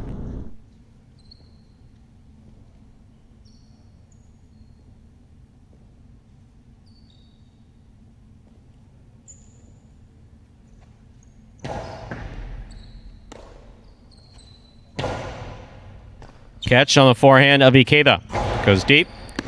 Ball took a funny bounce coming off of the wall. Diaz got assessed on it. Ikeda comes cross court. Over the top. Big picada. Picada means big bounce. Thrown from the forehand. Good catch by Ikeda. Carballo takes it on the forehand. Ikeda takes it in the air. Strong backhand. Caught on the forehand of Carballo. That one got away from him off the court. Point 4.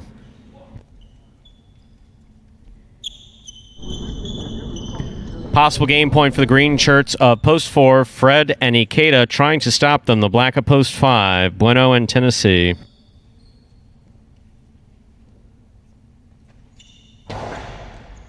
That Cortada serve dangerous in doubles. Not something we like to see. Landed in though. Good catch by Bueno. He goes deep. Fred hooked the rebote. 0.5. 5 on the board with 4 points. Play continues in this matchup. Bueno will serve to the pink shirts of post 7, returning are Anderluck and El Barba.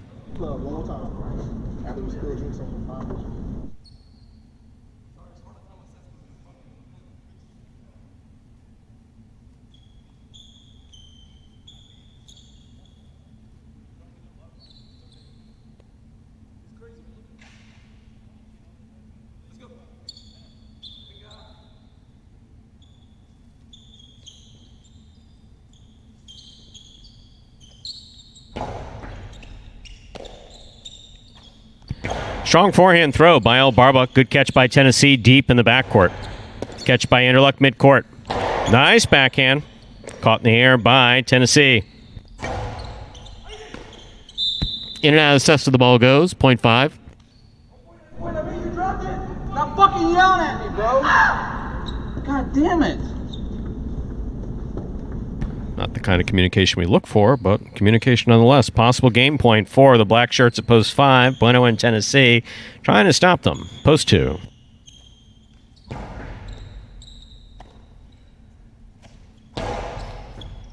Ball tipped in the backcourt. 0.2. Play continues. 2 on the board with 2 points. Here's post 8.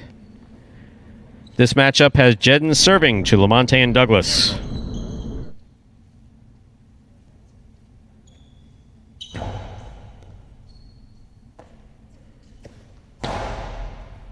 Good catch by Ben. Douglas from the forehand. Hard throw to the inside. Ball tipped at the side wall. Tough catch. 0.2. 2 with 4 points. In this matchup, Jedden serves the returning red shirts of post 1, Legend and Kubala.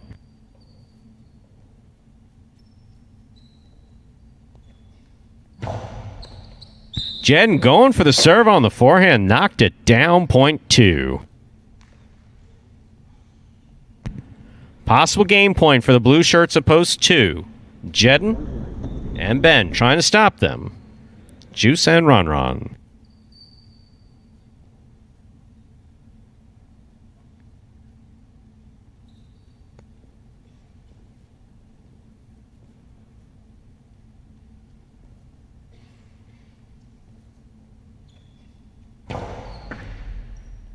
Ron from the left side. Hard backhand.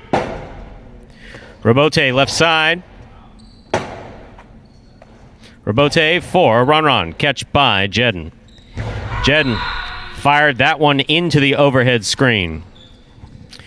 0.3. Possible game point for the white shirts of post 3. Juice and Ron. Trying to stop them. Yellow shirts of post 6. Diaz and Carballo.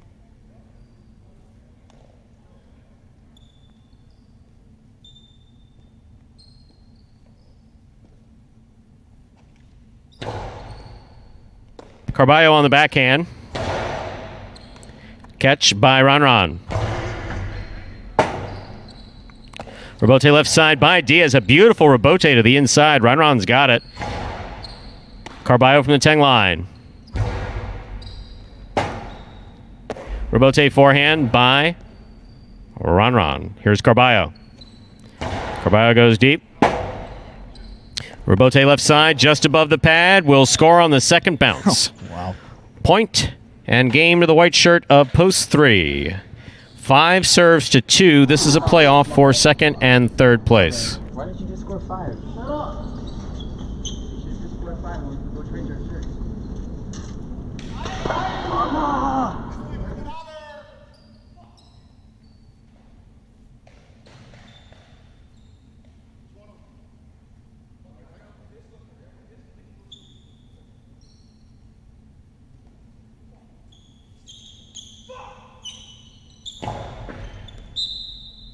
That's an overserve. Point and place to post 2. 5 shows. Unofficial order finish. 3-2-5.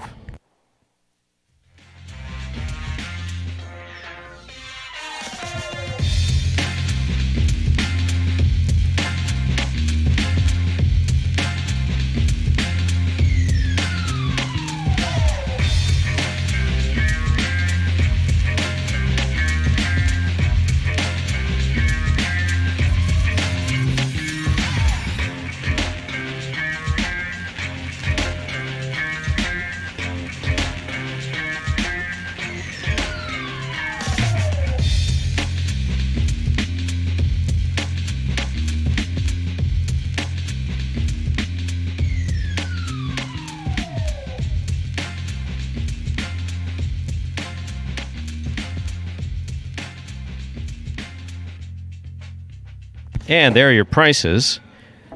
325 is the official order finish. $2 Canelo 2-3 1860. $2 trifecta 325 110.40.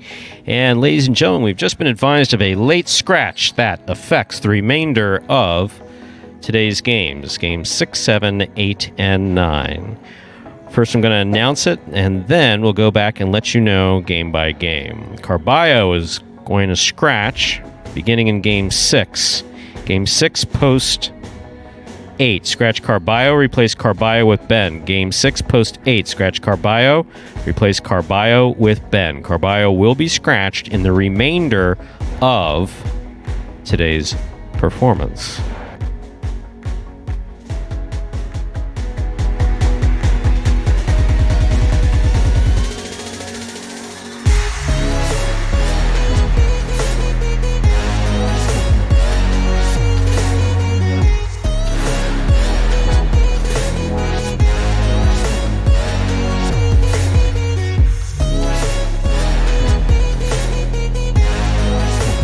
And folks, coming up next, we have game number 6. Game 6 starts out those feature singles games.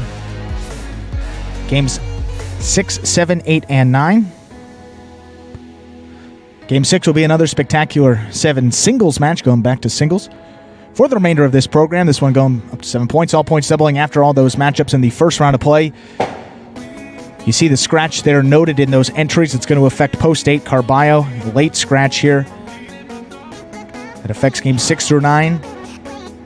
Game 6, post 8, you're going to scratch Carballo and replace him with Ben. Game 6, post 8, you're going to scratch Carballo and replace him with Ben. Yes, that's Game 6. Let's take a quick look at these scratches. So Game 6, post 8, scratch Carballo, replace Carballo with Ben. Game 6, post 8, scratch Carballo, replace Carballo with Ben. Game 7, post 8, scratch Carballo, replace Carballo with Anderluck. Game 7, post 8, scratch Carballo, replace Carballo with Anderluck. Game 8, post 4, scratch Carballo, replace Carballo with Jedden. Game 8, post 4, scratch Carballo, replace Carballo with Jedden. Filing Game 9, post 7, scratch Carballo, replace Carballo again with Jedden. Game 9, post 7, scratch Carballo, replace Carballo with Jedden. That's the rundown of Carballo's scratch as he affects the remainder of today's performance, the remainder of this afternoon's performance. Carballo has been scratched with foot pain. So we can call it a foot injury or we can call it foot pain. One or the other, it's going to affect his ability to play. So he is going to be scratched in the remainder of his appearances in this performance. Game 6, post 8, scratch Carballo, replace Carballo with Ben. Post time for game number 6 is going to be just 7 minutes away. And to get you up to the start of game number 6, perhaps has some new fans joining us here for the first time. And we have a video that will explain here in simpler terms how Jai-Alai is played. Have a look. The main rule of Jai-Alai is simple. Players must catch and return the ball in one fluid motion. Sounds easy enough, right? So how do you win? You can win a matchup simply if your opponent overserves, underserves, or serves the ball out of bounds. On the flip side, your opponent wins the matchup if the serve is so good that you fail to catch and return the ball to the front wall.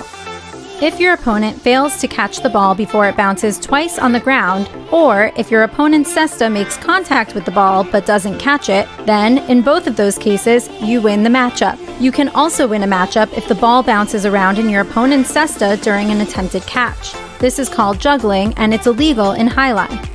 Another way to win a matchup is if your opponent throws the ball and it lands out of bounds on its return from the wall. The overall game strategy for a Jai-Alai player is to make it difficult for an opponent to reach the ball in time or to execute a rebuttal play.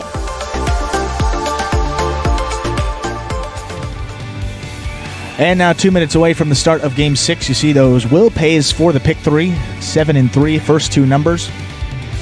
Shows you depending on which number comes in here for game number 6.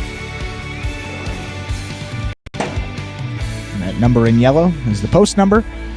The number in white there shows the payout, given which post wins this 6th game. You see there post 2 with Jedden. Won this game 6 earlier in the week, gave a big payout on that pick 3. An opportunity to do it again there. 17-13-60 if you have Jedden. He wins this game 6 here. And again, we just had a late scratch, so perhaps we'll give you another note of that here for this 6th game. It's going to affect post 8. We're going to scratch Carballo and replace him with Ben. Game 6, post 8. Scratch Carballo and replace him with Ben. And Carballo will be scratched for the remainder of this afternoon performance here.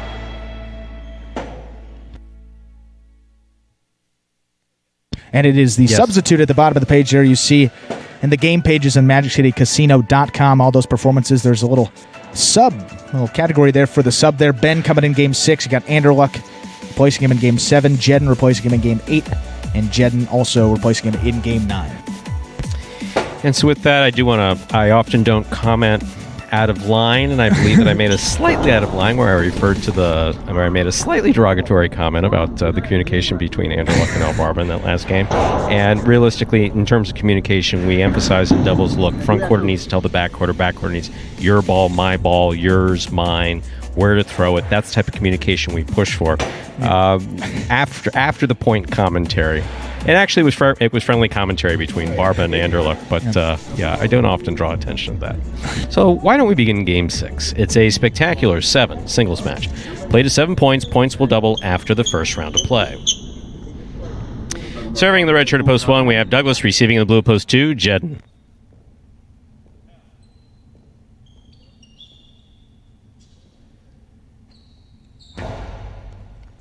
There's the serve. We begin Game 6. That is a strong forehand rebote thrown by Douglas. A little too strong. Got away from him. Missed the front wall. Point 2. Jedden first up on the board in our 6th game. That'll bring to the court the white shirt at post 3. Anderluck receives.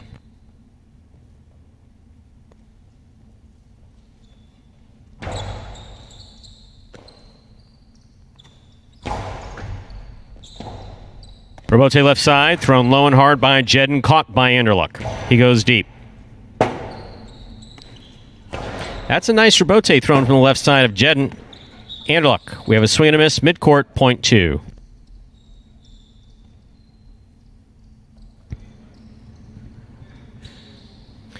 In this matchup, Jedden serves to the green shirt at post 4, Kubala.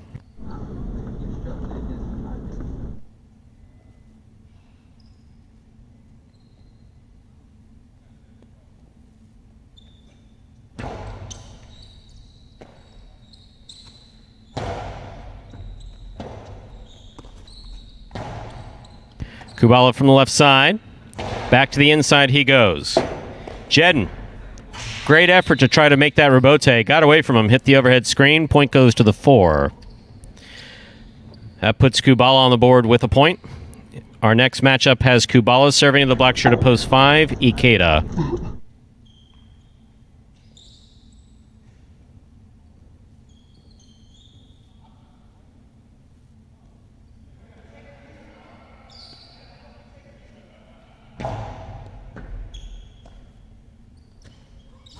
Strong backhand by Ikeda. Rebote forehand. Good catch by Kubala. He came to the backcourt to pick that up. Ikeda.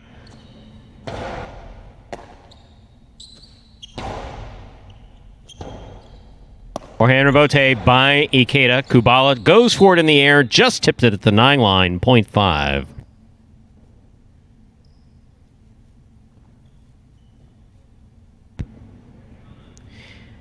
In our next matchup, Ikeda will serve to the yellow shirt at post 6, Ron.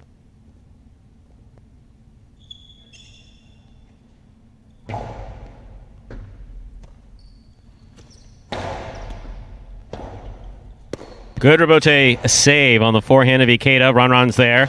Ron lets go of this one. This rebote is coming all the way out to the 2 line. Turn from the forehand of Ikeda. Ron, rebote. Clipped the side wall. Ikeda had it, but couldn't hold on to it. Point 6.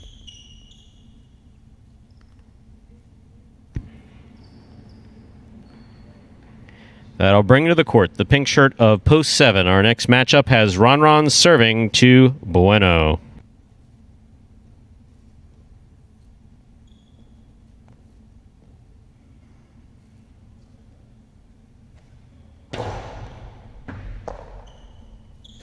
Bueno on the backhand. Cleared the overhead screen. That ball came right back to the side wall off the rebound. That's the rebote. Came back to the side wall. Real difficult to play there. 0.7. On the court, ready to receive. Here now to complete the first round of play. The purple shirt of post 8, Ben.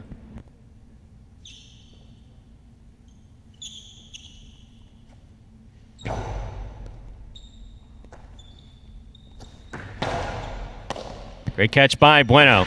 Karam by Bueno. Ben on the run. He got there. Stopped it. Looked where he had to throw it. That scoop attempt was missed. 0.8. Great play by Ben.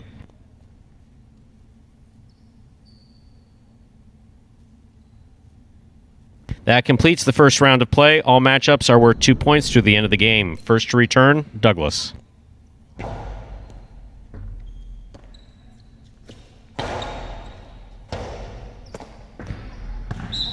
Rebote falls short of the front wall, 0.1.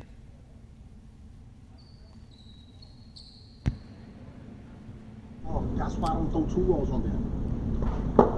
Like when I was Our next matchup in the second round has Douglas serving to the white shirt of post 3, Anderluck.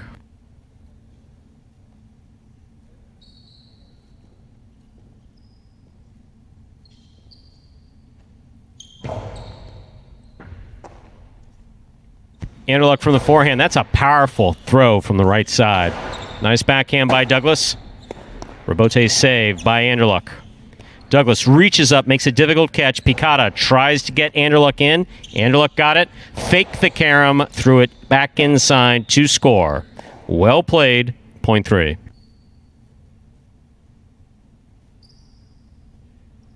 Here's post 2, Jedden.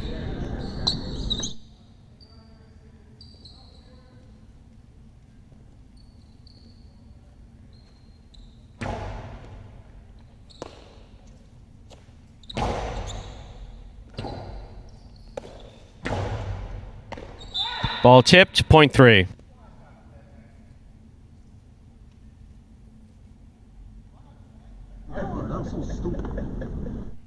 Anderluck now serves to the green shirt of post 4 in this matchup. Kubala receives.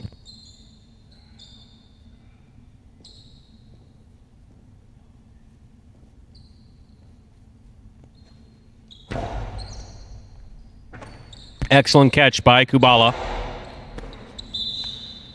0.4. Not the ball.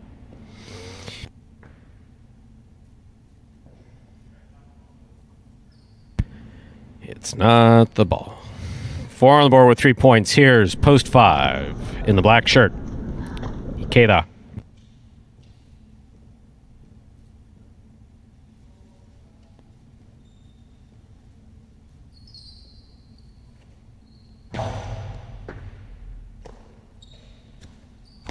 Nice backhand by Ikeda. Rebote forehand by Kubala. Rebote left side. Nice save by Kubala. Ikeda has it midcourt. Throws the carom. Kubala read it. Stops it. Returns it with a big bounce. Ikeda got it. Sends it back to the inside. Kubala. Excellent hustle to make that rebote. Places it inside. Ikeda's there. Carom. Not a particularly good carom. Nice return. That's and a much one. better carom by Kubala scores. Kubala played great that point. Very well played. 0.4. Possible game point for the green shirt of post 4. Kubala trying to stop him. Ron.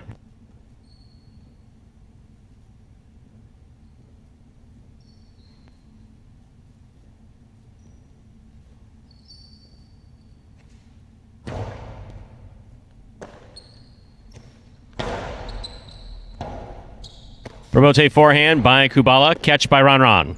Ron sees that he had Kubala trapped. Throws the carom to score. 0.6. Play continues. Play continues in our 6th game. In this matchup, Ron serves to post 7, Bueno.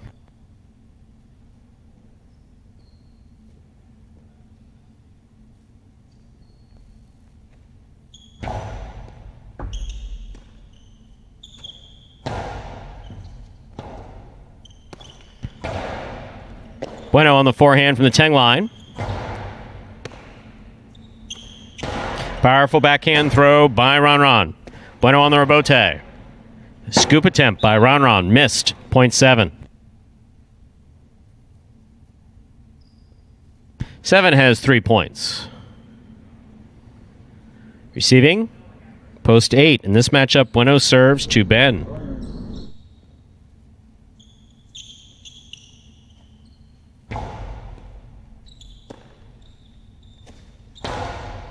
Great catch by Bueno. Rebote left side by Ben with a soft touch. Bueno read it, got up there to stop it. Jai-Alai, the soft play, the drop shot. What? Ben had great legs and got there, but once you make that catch, you have to have control of that ball. Sometimes hard to put those two things together. This point goes to the 7. Possible game point for the pink shirt of post 7. Bueno. On the court trying to stop him. Post 1, Douglas.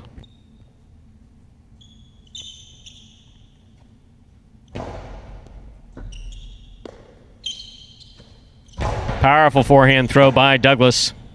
2-wall rebote, a little too much. Grabbed too much sidewall, landed way out of play. 0.1, play continues again. Douglas on the board with 4 points. Receiving post 2, Jed.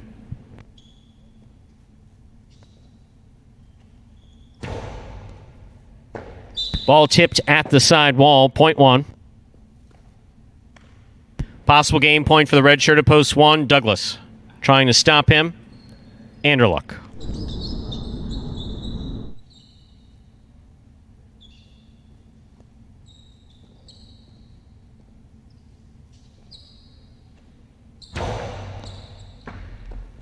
Point and game, ladies and gentlemen, of the red shirt of post 1, Douglas. 1 wins it, 4 serves 7. This is a playoff for 2nd and 3rd place.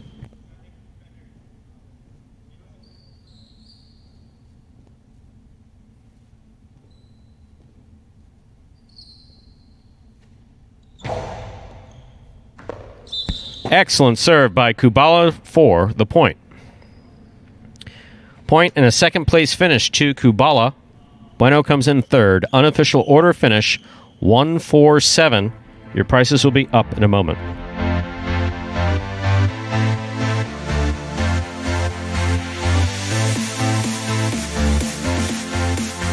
Results from Game 6 are official. Coming in first, post 1, Douglas. Taking second, post 4, Kubala. Coming in third, post 7, Bueno. 1-4-7 is the official order finish for Game 6. And so even though Douglas not playing his best highlight this week, far from it, but you give him that many opportunities, more times than not, he's going to come back and win those games. We've seen it. You give him more than 3 tries, good luck. Absolutely standout play by Kubala in that game. Kubala had that tremendous point that just, wow. He's great. And also with Kubala, second year here with the program, his defense is so good. Compared to a guy in like the NBA who he needs to work on his offensive game a little bit, start to kill shots more. If he can get a little stronger, start to kill some more points. He's going to be a deadly player, but that defensive game, it's really strong, and he's hard to beat. The effort to get there on those plays and win those points, this guy's going to be really exciting to watch here in a couple of years. Got a good feeling. Absolutely good to watch. No question about that. That gives us our prices for Game 6. The Quinella, 1-4. That's first and second in any order, so that's 1-4 or 4-1.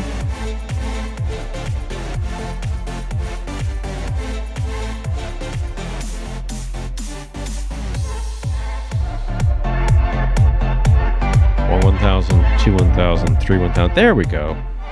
Quinella, 1-4, $24.60. The trifecta, 1-4-7. First, second, and third place finish, $302.40.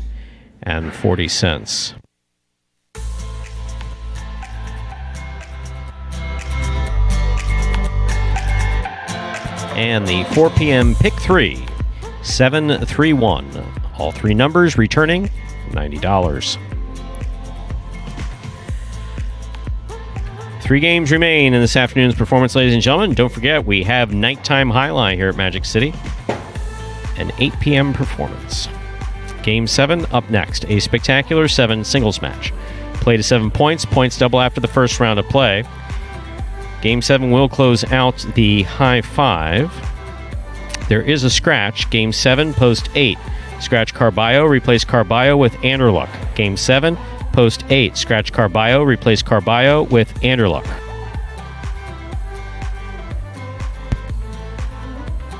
Post time for game number 7. And the conclusion of the high five is now just about 7 minutes away. Actually, 5 minutes. Good luck.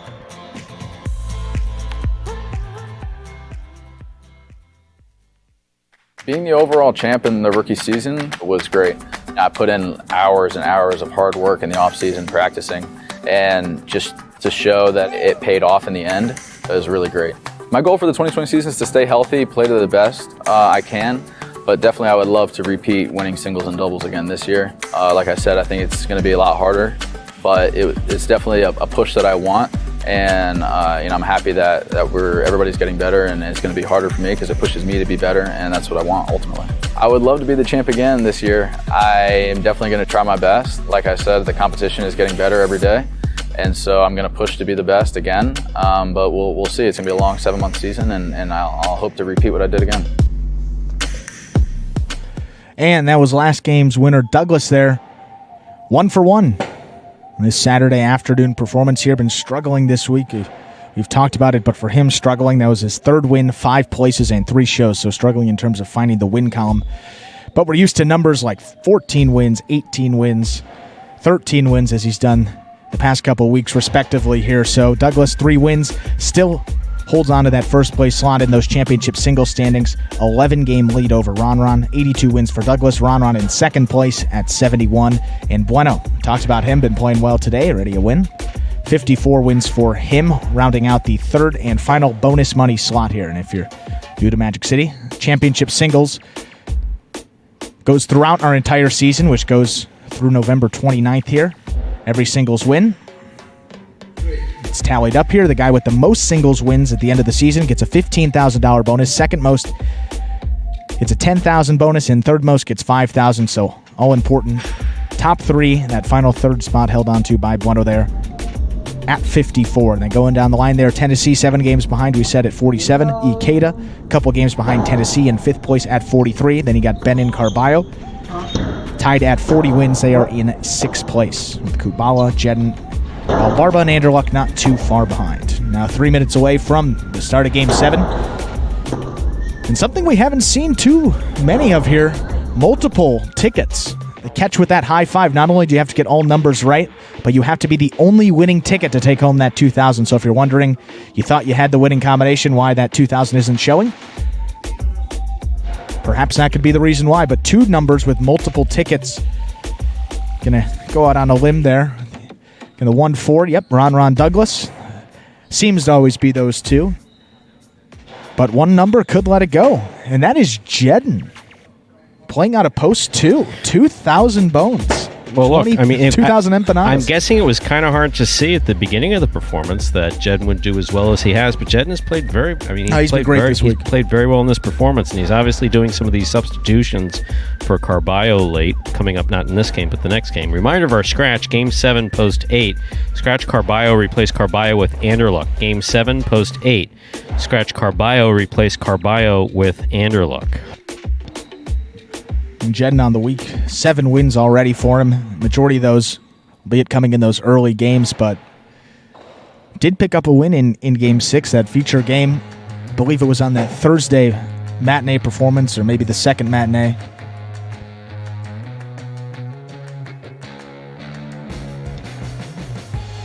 But 2, the only number that would make that high five go.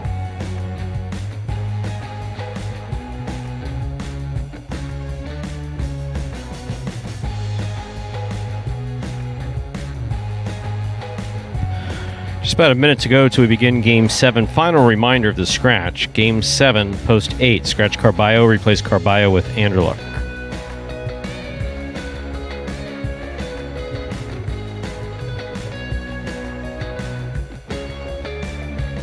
Respectable trifecta pull as we're looking right here. $1,300, $1,409. Man, these feature games, they get up there right around $1,500, which is...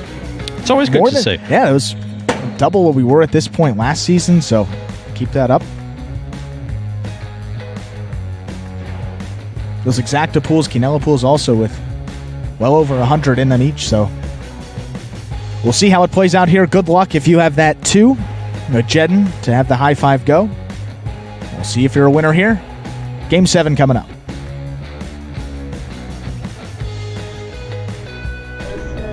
Yes, master. Master run. All right, game time. We now begin game number 7. It's a spectacular 7 singles match. Play to 7 points with all points doubling after the first round of play. Serving in the red shirt of post 1 is Ron. Receiving the blue of post 2, Jedden.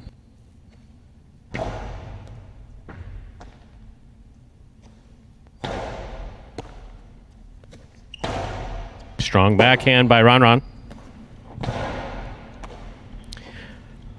Back to the inside it goes, where it scores. Point 1.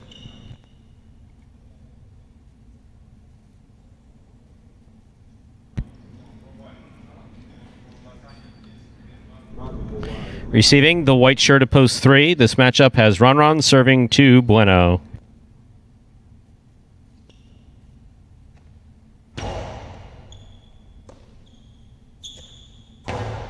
It's a strong backhand by Bueno. Forehand rebote thrown beautifully by Ron. Bueno picks it out of the air. Here's Ron. Strong backhand again, feeding the rebote. This one goes out to the 6 line. Bueno's there. Ron from the 7 line, winding up.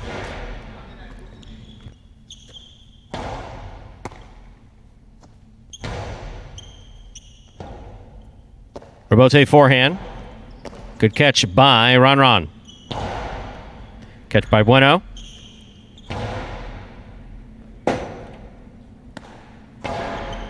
Bueno takes it in the air, winds up. 2-all.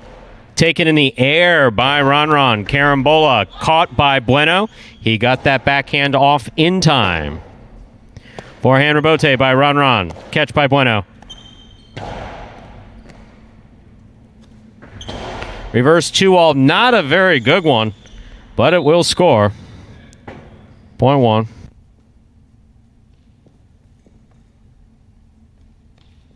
Green shirt to post 4 receives. Here's Douglas.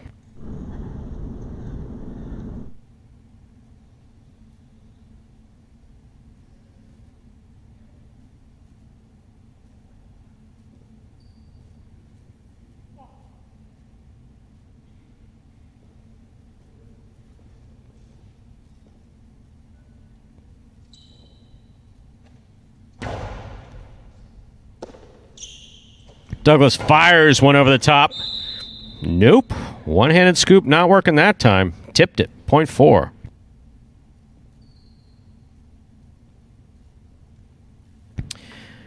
In this matchup, Douglas will serve to the black shirt of post 5. Here's Kubala.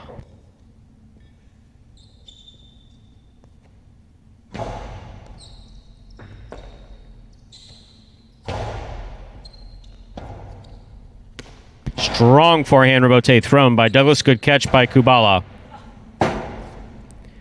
Rebote forehand saved by Douglas. Kubala makes the catch. Kubala back to the inside. Douglas will pick it up on the left side. Throw the backhand from the 10 line. Rebote forehand hook to the pad. Point 4.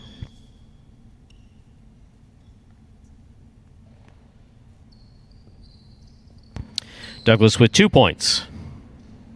In this matchup, Douglas serves to the yellow shirt of post 6. Ikeda receives.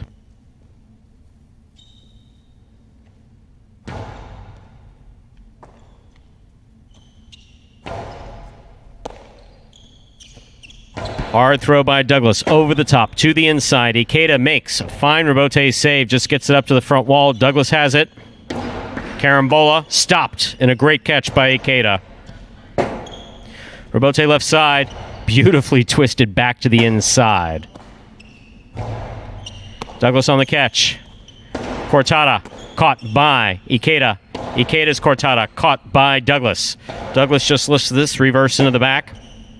Rebote forehand by Ikeda to the outside. Douglas is there. Karam. What a Karam. Oh, my goodness. Will score for Douglas. That is just a matter of inches, whether it's in or out. Pretty bold. Point 4. Here's post 7. Ben receives.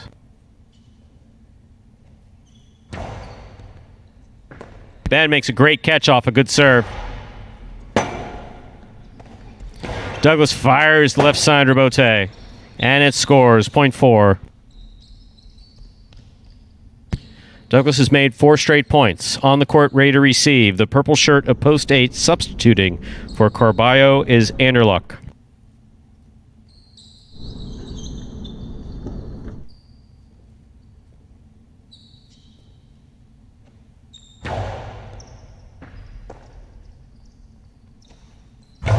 Beautiful forehand throw by Anderluck. Great forehand rebote by Douglas. A good catch by Anderluck. Rebote comes to the 7 line. Forehand rebote play to pass. Rebote for Anderluck. He scrambles but makes the catch. Good catch by Douglas. Reverse 2-0. Wound up throwing it right to Anderluck. What a catch by Douglas. Strong backhand rebote coming way out. Forehand rebote by Anderluck. Douglas moves to the outside, makes the save, just gets it up to the front wall just like he needs to do. Anderluck on the carom. That will score. What a well-played point by Anderluck and Douglas. I mean, that is textbook. Point 8. That completes the first round of play. All matchups are worth 2 points. First to return, Jedden.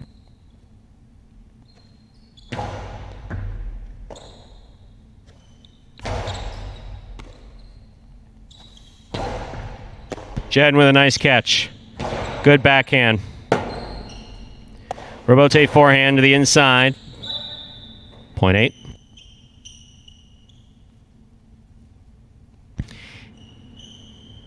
Anderluck has 3 points. He serves to the 3 post. In this matchup, Anderluck serves to Bueno.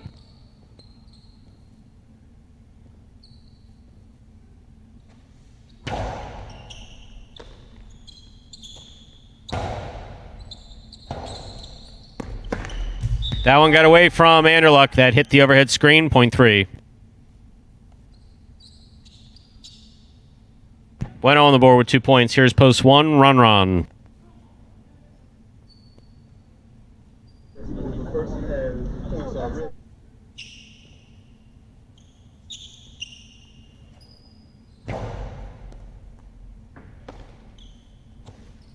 Strong backhand by Ron.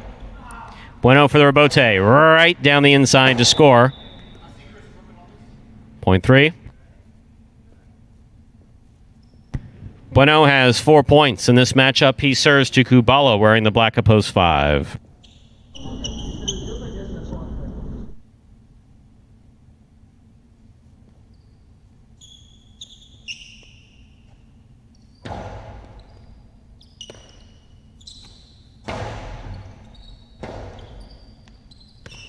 Strong forehand rebote. Catch on the forehand of Bueno.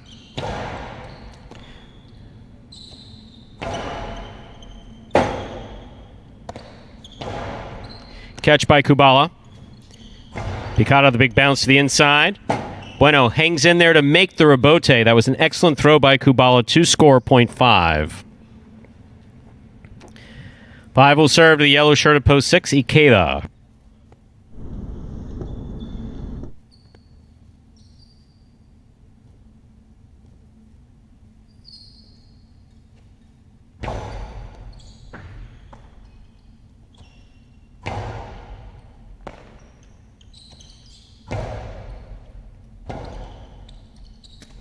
Forehand rebote by Ikeda. He makes a save. Kubala winds up. Throws it hard, was looking to go inside, wound up putting it up the middle. Great hustle by Kubala to try to get to that ball. Point goes to the 6.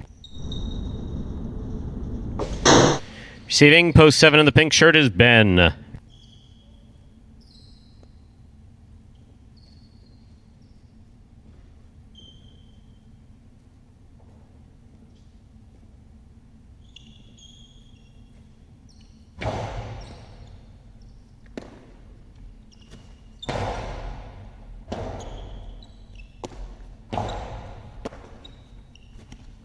Ben not a particularly pretty shot, but it was hard. Ikeda pulled it out of the air. Ben comes up with a great catch. Ikeda, tip ball at the 8 line, 0.7.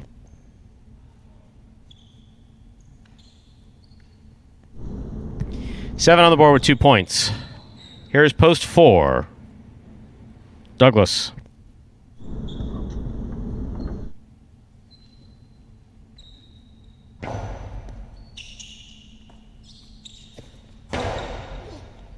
With a big backhand. That's right, Ben. That's all you got to do.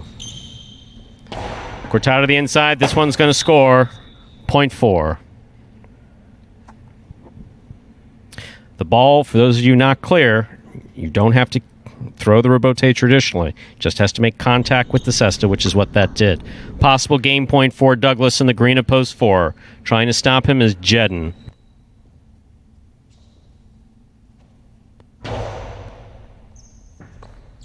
Point in game, green shirt of post 4, Douglas.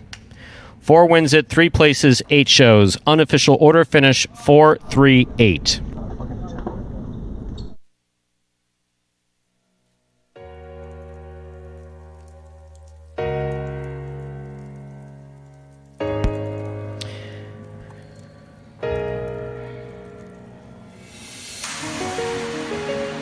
Results from Game 7 are official. Coming in first, post 4, Douglas. Taking second, post 3, Bueno. Coming in third, post 8, Anderluck. He was substituting for Carballo.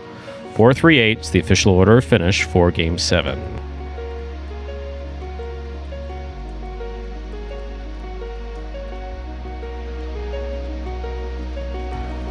And we'll have your prices up here in just a moment. And as I do from time to time, I occasionally...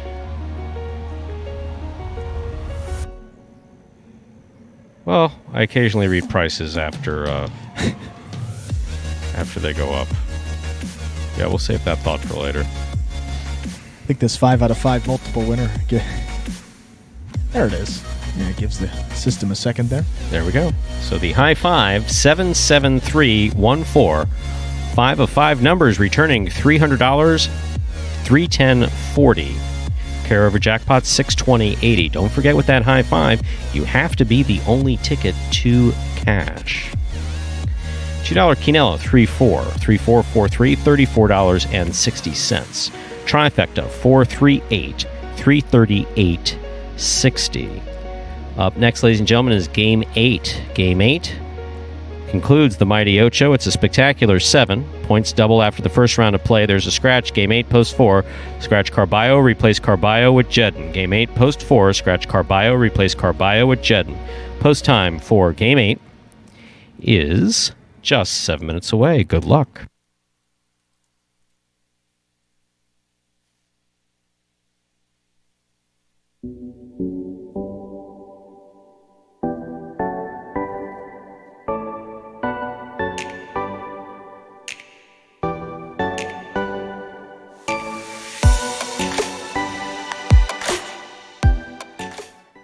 Imagine the perfect mixture of athletics, spectacle, and speed. Jai-Alai. Let's design a Conan O'Brien or Conan superhero. Sure. Oven mitts. Maybe there's some steam coming off the mitts because I took a focaccia out of the oven. Oh, a Jai-Alai glove in the other one. That'd be great. Have you ever played Jai-Alai? Actually lacrosse, but it's Jai-Alai for white people. I'm Johnny Nacho, this is Steve-O, this is Jai-Alai.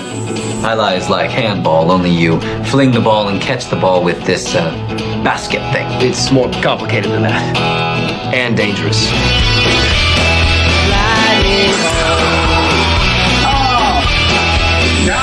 It's got the same fingerprint as baseball, only better. A special stadium called a fronton. And you can sit real close, which is a thrill because the ball goes 175 miles an hour. I can serve this pelota almost 200 miles an hour. Big whoop, that little squishy. Jesus, is this made of limestone? It's a dangerous game, amigo. That's called a cesta. It's made of reeds from the Pyrenees. The ball is called a pelota. A lightning ball.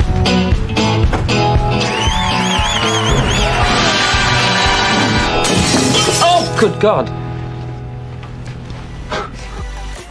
And now just under 5 minutes till we get into that 8th game. And just a quick note, you saw those will pays for the Ocho. My eyes deceive me. Is there a 7 out of 8 on that board, Stu? Looks like the 2. 7 out of 8 numbers? That would have been, how about that? We would have had the Ocho go and not the high 5. That could have been incredible there. But 7 out of 8 would be the highest we have seen here. And so Douglas there picking up back-to-back wins in games 6 and 7. And hot topic of discussion, of course, and only been playing for 2 years. And, obviously a short court brand of highlight here. And it's a big question. How does it translate to, a bigger court and maybe more traditional size court there? Well, the first one that I saw,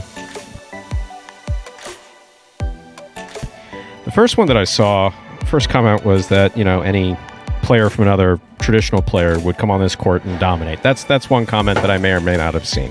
And the truth of the matter is, the thing my response to that would be, well, I sure as hell would hope so, because there's no one currently playing professional highlight that has less than, I don't think one of the Dania players has been playing highlight less than 10 or 15 years since they strapped on a cesta. So, okay, let's not make that comparison, because apart from the fact it's a different court and a different ball, it's much different players. Yeah. So that's why I speak so highly about our players, is where our players are at in year 3. You compare them to other year 3 players anywhere else in the world, absolutely I'll put them up against anybody. Not every one of our players. So then the conversation turns to Douglas. The fact that people are talking about this, they're not just talking about it in our chat. Yeah. They talk about it at other places. They talk about it here. We've had internal debates about this. Yeah. And that happens because everyone recognizes that there is something unique, not just in relation to this, but others, including myself, who have seen traditional highlight. A guy like Eurostorza, okay? I was there when I didn't sign his first contract. I signed Eurostorza's second and third contract and subsequent contracts there. So you see a player who's got this phenomenal reputation in amateur play coming out of France. He comes over and truly dominates. There were other players who came from Spain and France who we used to have. It was I'm not going to say whose joke this was, but we'd get these great scouting reports from Spain and France, and the guy would come to Miami, say, oh, no, he needs to start at Miami. And of course we had Fort Pierce or Ocala. Yeah. And Miami was the you had to be really special to start at Miami, and you'd see the guy playing and you go, well, I guess someone would say, I guess he left his game on the plane. So, so opinions, there's not, opinions are like, insert the, ultimately, Douglas does what he does very well, and Douglas is unique, not just at Magic City Jai-Alai, but he holds a unique place in the world of Jai-Alai. To guess how he would do elsewhere, who knows? The truth of the matter is that going into year 3, this is one of the reasons why the U.S. National Jai-Alai Championships were created. Yes. Because, and there were, if I believe, 6 current Dania players registered to play in the tournament to come here on the court and show what some people are talking about. Look, now, were they going to win every point? Hell no, they weren't going to win every point. Would they dominate? Possibly, probably. There's some amateurs out there who said that they could beat any one of the Magic City players. Yeah, right. So we put together this tournament to say, okay, put up or shut up. You register for the tournament, doesn't cost it. And by the way, put up or shut up, and here's $20,000 in prize money in addition, which has never been done before. Yep. So all of these questions will be answered in time. In due but time. as far as Douglas is concerned, what Douglas does is unique. It's special, and what makes it so special and so unique is he's doing it in his second year of play.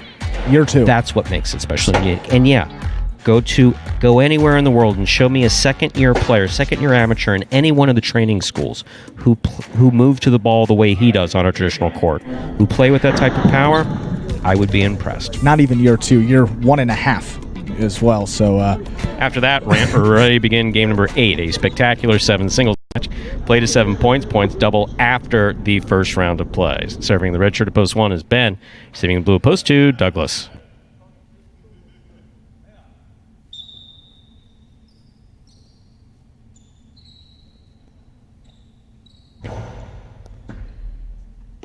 There's the serve. We begin. 2-all, too much. Point 2. Here's the white shirt at post 3, Bueno.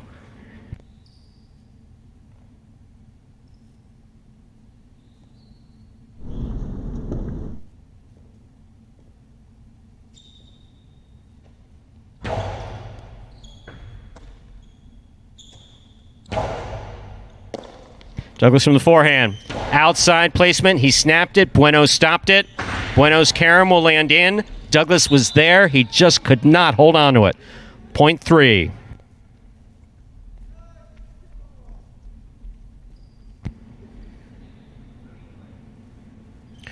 Bueno serves to the green shirt of post 4. Jedden substitutes for Carballo.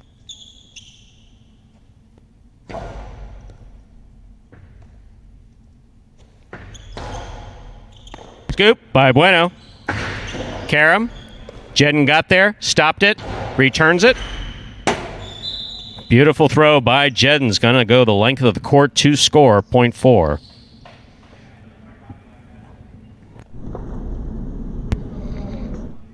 Black shirt at post 5, Ron receives.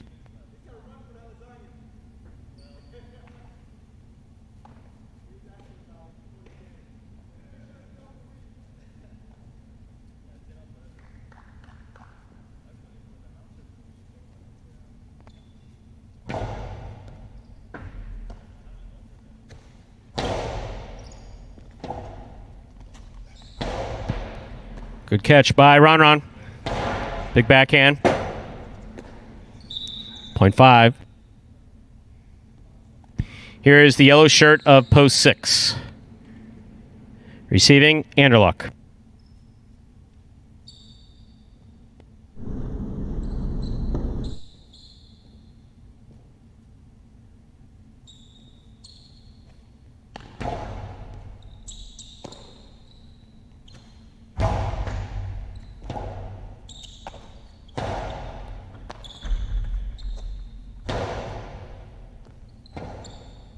Robote forehand.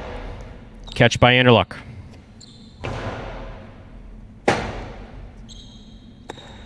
Strong forehand throw by Ron. Catch by Anderluck. Anderluck hangs in there, makes a beautiful Robote. That's going to score. Point 6.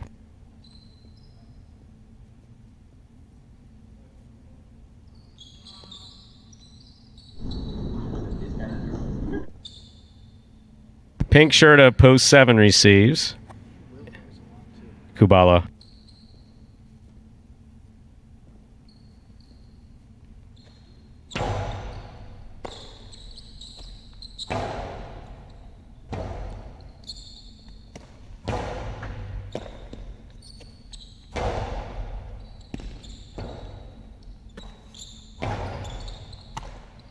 Point 6. 6 on the board with 2 points. Here's post 8, Ikeba.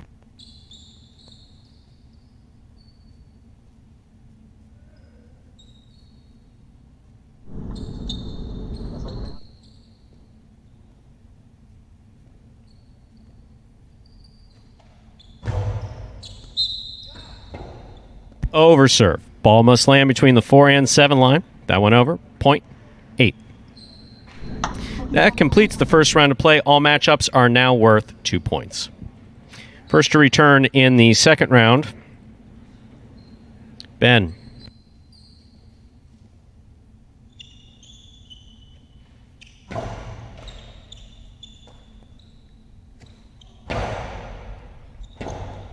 Ikeda. Forehand Robote from the 4 line. Caught in the air by Ben. Nice backhand by Ben. Robote by Ikeda to pass. Robote left side. It's a 2-all. Ikeda read it, stopped it, returns it from the forehand. Ben makes a great catch and gets that backhand off in time. Ikeda for the Robote. Ben from the left side. Big backhand by Ben. Ben on the catch. Looks where Ikeda is. Was probably going to throw a carom, but put it back inside. Point 1. Blue shirt at post 2 receives Douglas.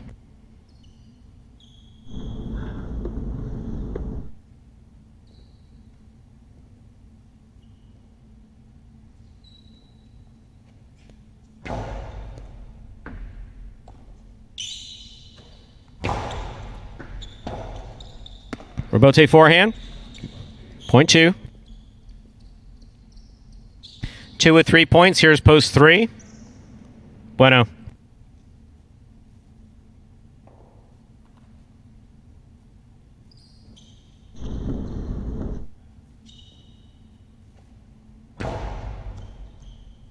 Great catch by Bueno off a good serve by Douglas. Douglas at the 9 line. Fires it inside. Bueno's going to look for the rebote at the forehand at the sidewall. He made the save. Here's Douglas. Cortada. Bueno got it. Catch by Douglas. Powerful backhand. Rebote for Bueno. Catch by Douglas. Cortada going to cross the sidewall. Bueno was going to stop it before it got there. Point goes to the 2. Possible game point for the blue shirt at post 2. Douglas trying to stop him. Post 4 in the green shirt. Jedden.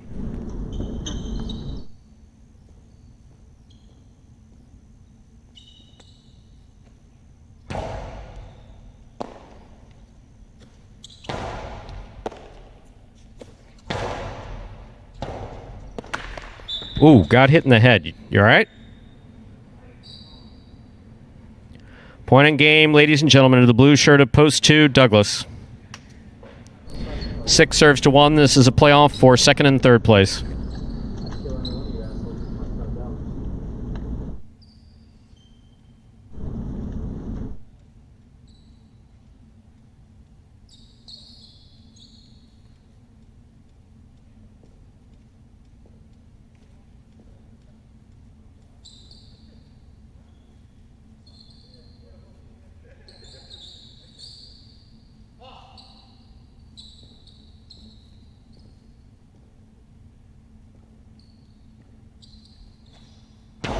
Anderluck blasts this serve. That was...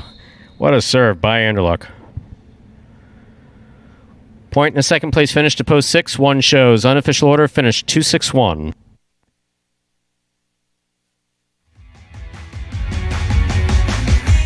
Coming in first, post 2. Douglas taking second, post 6. Anderluck. Coming in third, post 1. Ben. 2-6-1. Now the official order finished for Game 8. We'll have your prices up here in just a moment. I'll tell you one thing I will take about the Magic City players over not anyone I've ever worked with in Jai-Alai, but a number of players I have managed in Jai-Alai over the years. Yeah. Play with tremendous heart, tremendous effort. Good guys. Yeah. Overall good guys. And 1 or 2 of them occasionally read some of the comments that are written about them and haven't basically fired off any. If someone was talking about me, people have said derogatory, but now I don't care. But if I was in their shoes younger when I had a bit of a hotter temper and someone was giving me crap about what I was doing on the court, no, I'd drop a couch on them. It's amazing. I mean, nowadays, what athletes, not even, you got to think about guys in professional sports, but the things people say on Twitter, and they have, they have the platforms to say literally whatever they want as their occupation, and these guys just have to, they got to take Then you meet some of the players, then you meet some of the posters writing nasty things in real life, and you're like, oh, I can't beat up that guy. He's almost, look at him. Anyway, let's get to our prices before we continue that rant. For Game 8, the Mighty Ocho, 367-731-42. 7 of 8 numbers, returning $15.60. Carryover jackpot, $1,741.20.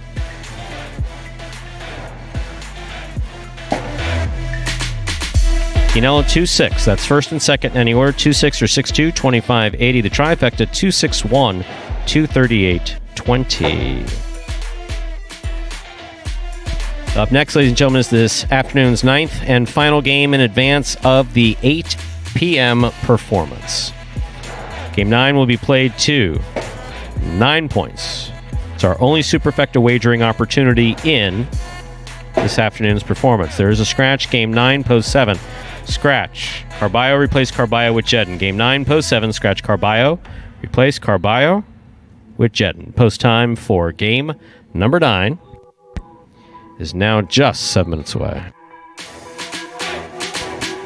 And Stu, you just said there it is, that Superfecta 9-point singles match, slightly different than what you've been seeing with these spectacular 7 scoring games here, and we got a video that will explain those subtle differences for you. Have a look.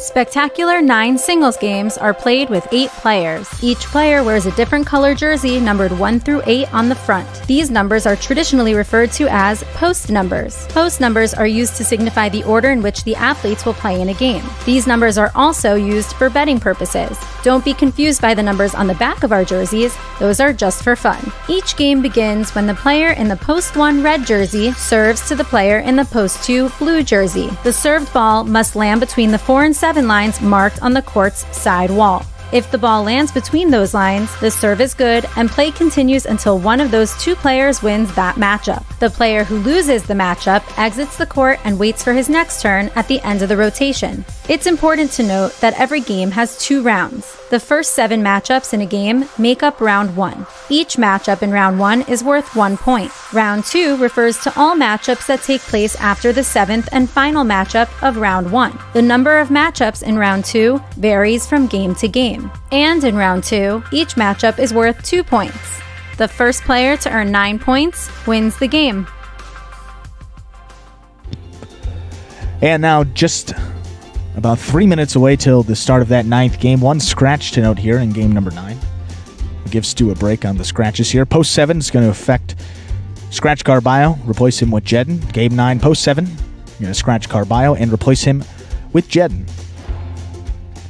See that superfecta pool getting up there again after 10-cent price, 10-cent payout of $6.63 even. And granted, there's only one person in the pool, but that's like hitting a jackpot in the superfecta pretty much. I mean, 10 cents on that return doesn't matter.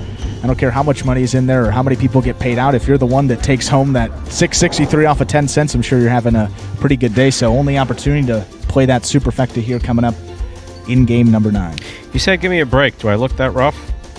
I do look rough. you don't have to be nice. I saw myself before I left today. I was like, wow. Yeah, I've looked better. It's getting hot out there. It's getting humid. I wasn't looking my best when I came in here either. Having to walk from my apartment. Oh my God.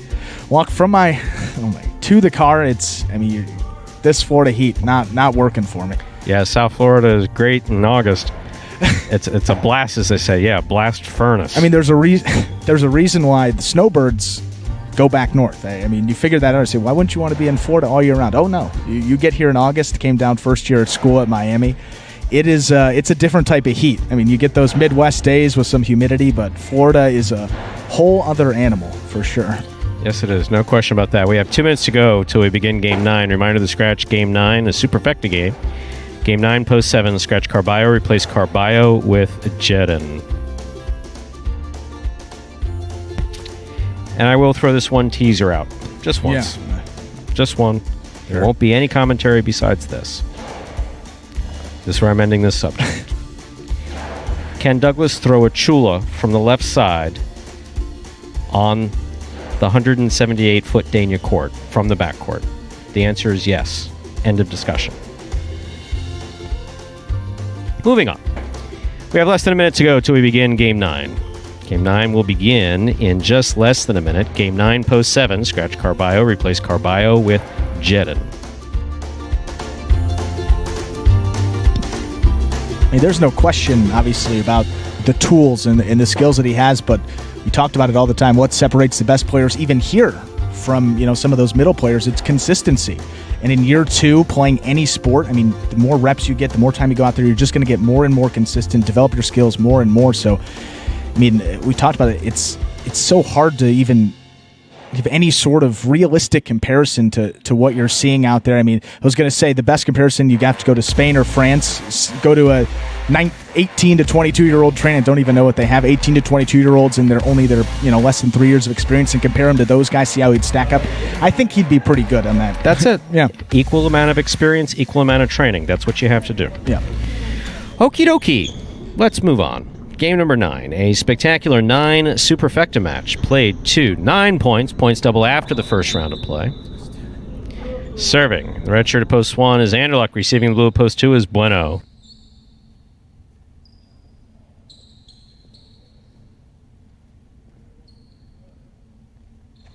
Anderluck starts off with a blasted serve that Bueno says, no problem, I got it on the left side. Big backhand by Anderluck. Bueno makes the rebote save. Anderluck's there. Sees him going to the outside. Puts it back to the inside where it scores. Point one.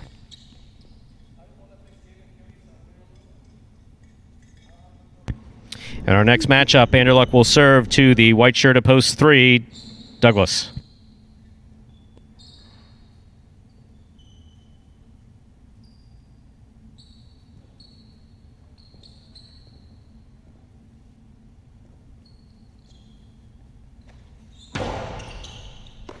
That is a great serve and an even better catch by Douglas.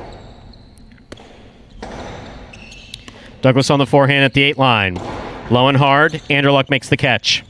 Anderluck goes deep. Rebote is coming to the 5 line. Fired from the forehand of Douglas into the chick-chack. We don't have a chick-chack here. Otherwise, I would have chick-chacked. There's a 2-all that with a soft touch that is going to score. A very well-played point by Anderluck and Douglas. Point 3.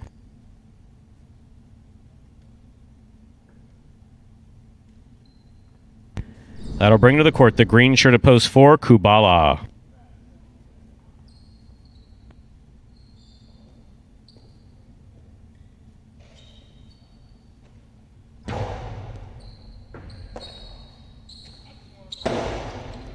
Catch by Douglas on the left side. Rebote left side. It's a 2-all. Douglas makes the catch. Douglas passes. It's a 3-wall play. Kubala, good positioning to make that rebote. And it scores.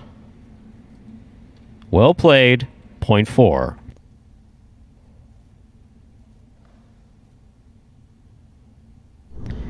And our next matchup, Kubala will serve to the black shirt of post 5, Ben.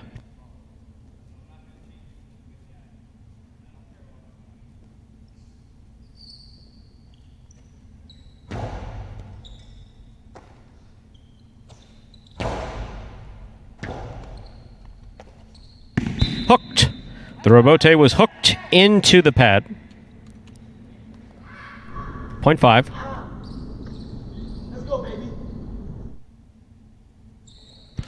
Our next matchup has Ben serving to the yellow shirt of post 6, Ikeda. I'm here to beat Douglas and then sit.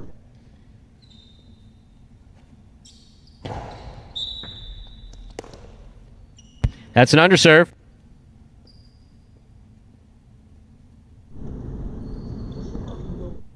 Here's post 7, Jedin.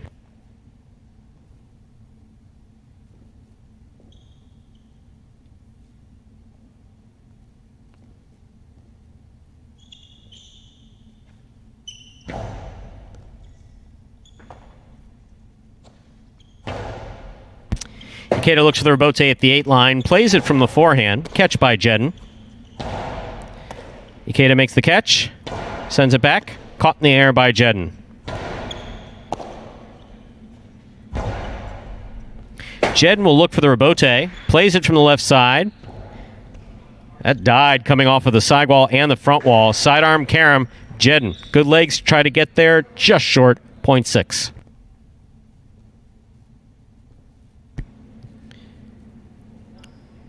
Our next matchup has Ikeda serving to the purple shirt of post 8, Ron.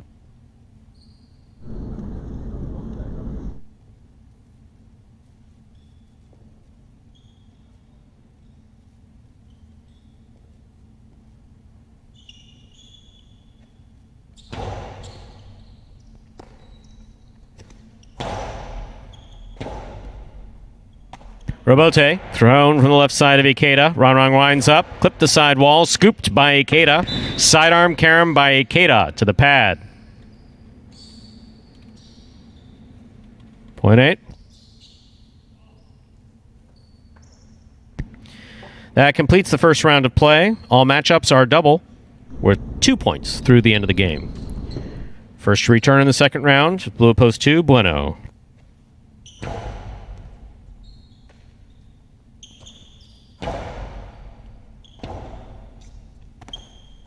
Nice rebote by Ron. Good catch by Bueno. Forehand rebote by Ron. Bueno lost his footing, missed the scoop. Point 8. Ron with 3 points in this matchup serves the returning a 1 post in the red shirt is Anderluck.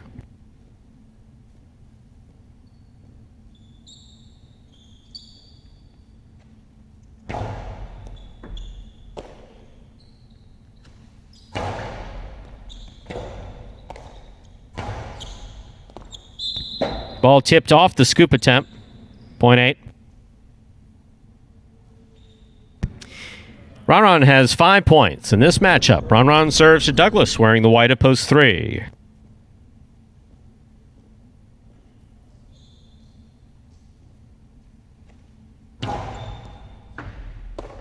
Douglas from the forehand. Over the top. Fired it over the top. Ron with a good catch. This ball's coming way out. Douglas read it. Made the rebote on the save. It's going to score. Point 3.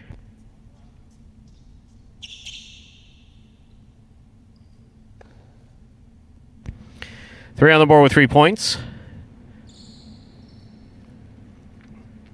Kubala receives.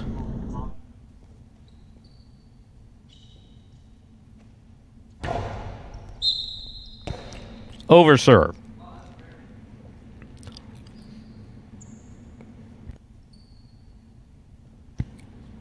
Point 4. Black shirt at post 5. Here's Ben.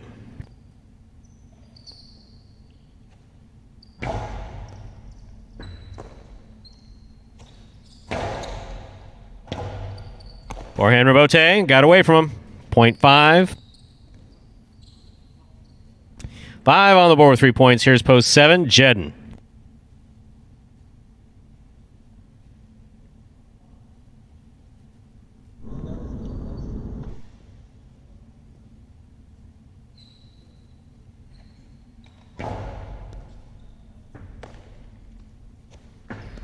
Low backhand. Touch the sidewall. Ben's got it back at the 11. Good catch. Almost made by Jedden. Point 5. Ben has 5 points, but remember, 9 points are needed to win a superfecta game, and Game 9 is most definitely a superfecta game. Receiving, post 6. Ikeda.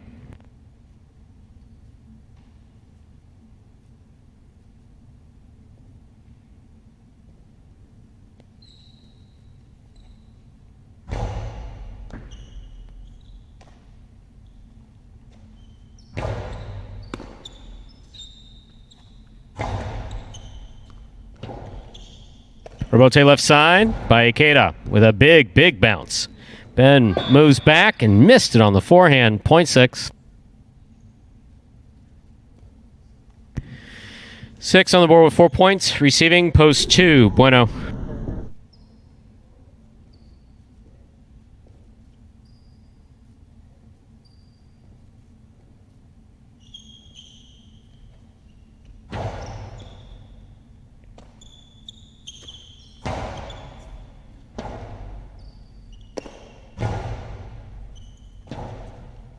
Rebote forehand by Bueno. Good catch by Ikeda. Ikeda's backhand 2-all. Not making it. Wow. So a bad reverse 2-all, and then Bueno comes back with this awesome carom to basically say how highlights should be played. Yeah, I'm impressed. Point 2. Here's post 1, Anderluck.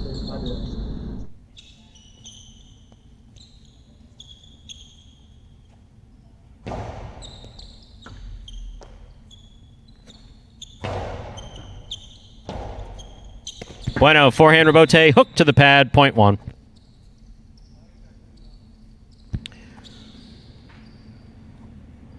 Anderluck has 3 points. He serves the returning 8 post, Ron.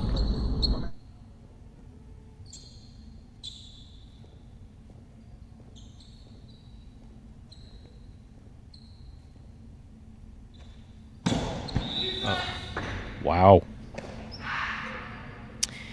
Yeah, no, there's not much we can say about that other than point goes to the 8. That was awful. Jesus. Okay, possible game point for post 8. Trying to stop him post 3. Strong throw by Douglas. Douglas from the left side. Powerful backhand. Ron. Interesting rebote from the forehand. Douglas on the backswing lost it. Don't throw it, you'll hit him in the face. Point and game, ladies and gentlemen, of the purple shirt of post 8, Ron. 5 places, 6 shows, 4, 1, and 3. We'll play off 4. 4th place. 4 first serves, 2-1.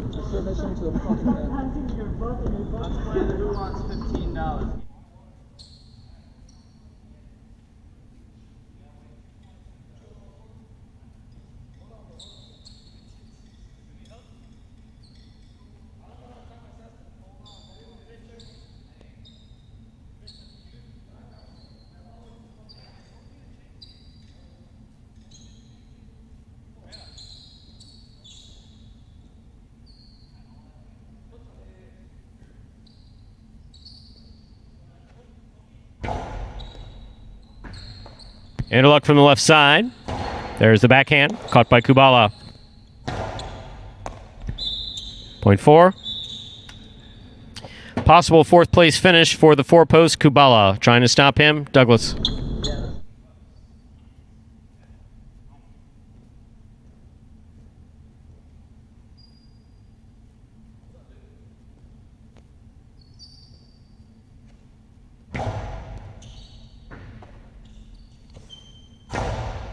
Backhand clears the overhead screen. Kubala on the rebote. That scores for Kubala. And he's doing something here. I'm not sure what it is, but we'll give Kubala the 4th place finish. He earned it. Unofficial order finish, 8-5, 6-4.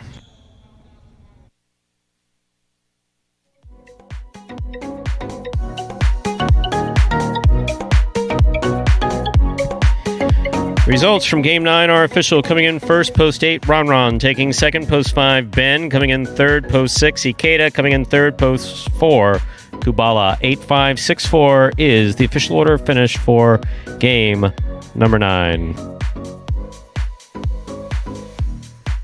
And for Ron there, big win for him. Douglas taking the first 3, getting that last one. 9th win of the week for him. And keeps pace with Douglas now, who's reopened that lead back up to 12 games atop the championship singles standing. So good performance for him. In terms of wins,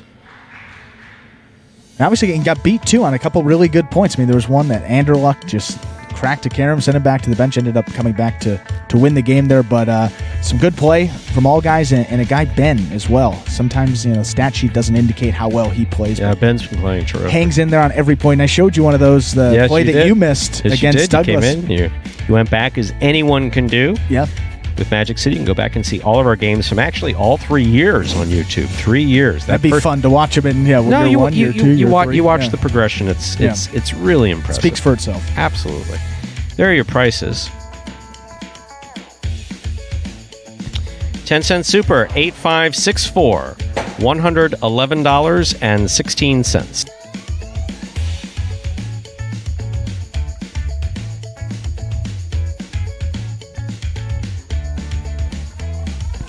The $2 quinoa 5/8 is $77.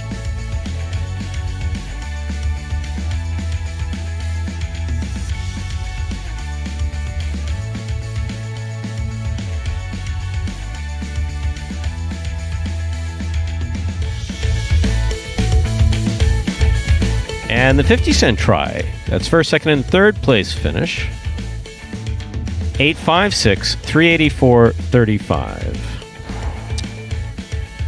6:42 p.m. Andrew, good day of Jai-Alai, which means hopefully we'll have a great night of Jai-Alai coming up at 8 p.m. Coming right back here in just over an hour. Got a lot to do between them. We'll update those fantasy scores, put those prices up there. Be right back here. Do it all again. Can't wait. That, ladies and gentlemen, will do it for this Saturday afternoon performance of Live Jai-Alai in the Magic City on the Jai-Alai Channel. We're glad that you chose to join us this afternoon and invite you to join us again in less than an hour and a half when we'll play 9 more action-packed games at 8 p.m. We do hope that you enjoyed today's Jai-Alai action at Magic City. Please like and subscribe to the Jai-Alai Channel and let us know your thoughts, any questions you might have in the live chat while we're actually playing live. On behalf of the players, staff, and management of Magic City Jai-Alai, we do thank you for joining us today, and we thank you for your continued support, those of you who continue to tune in, and hope you will join us again at 8 p.m. this evening. So goodbye till we can see you back here at Magic City Jai-Alai.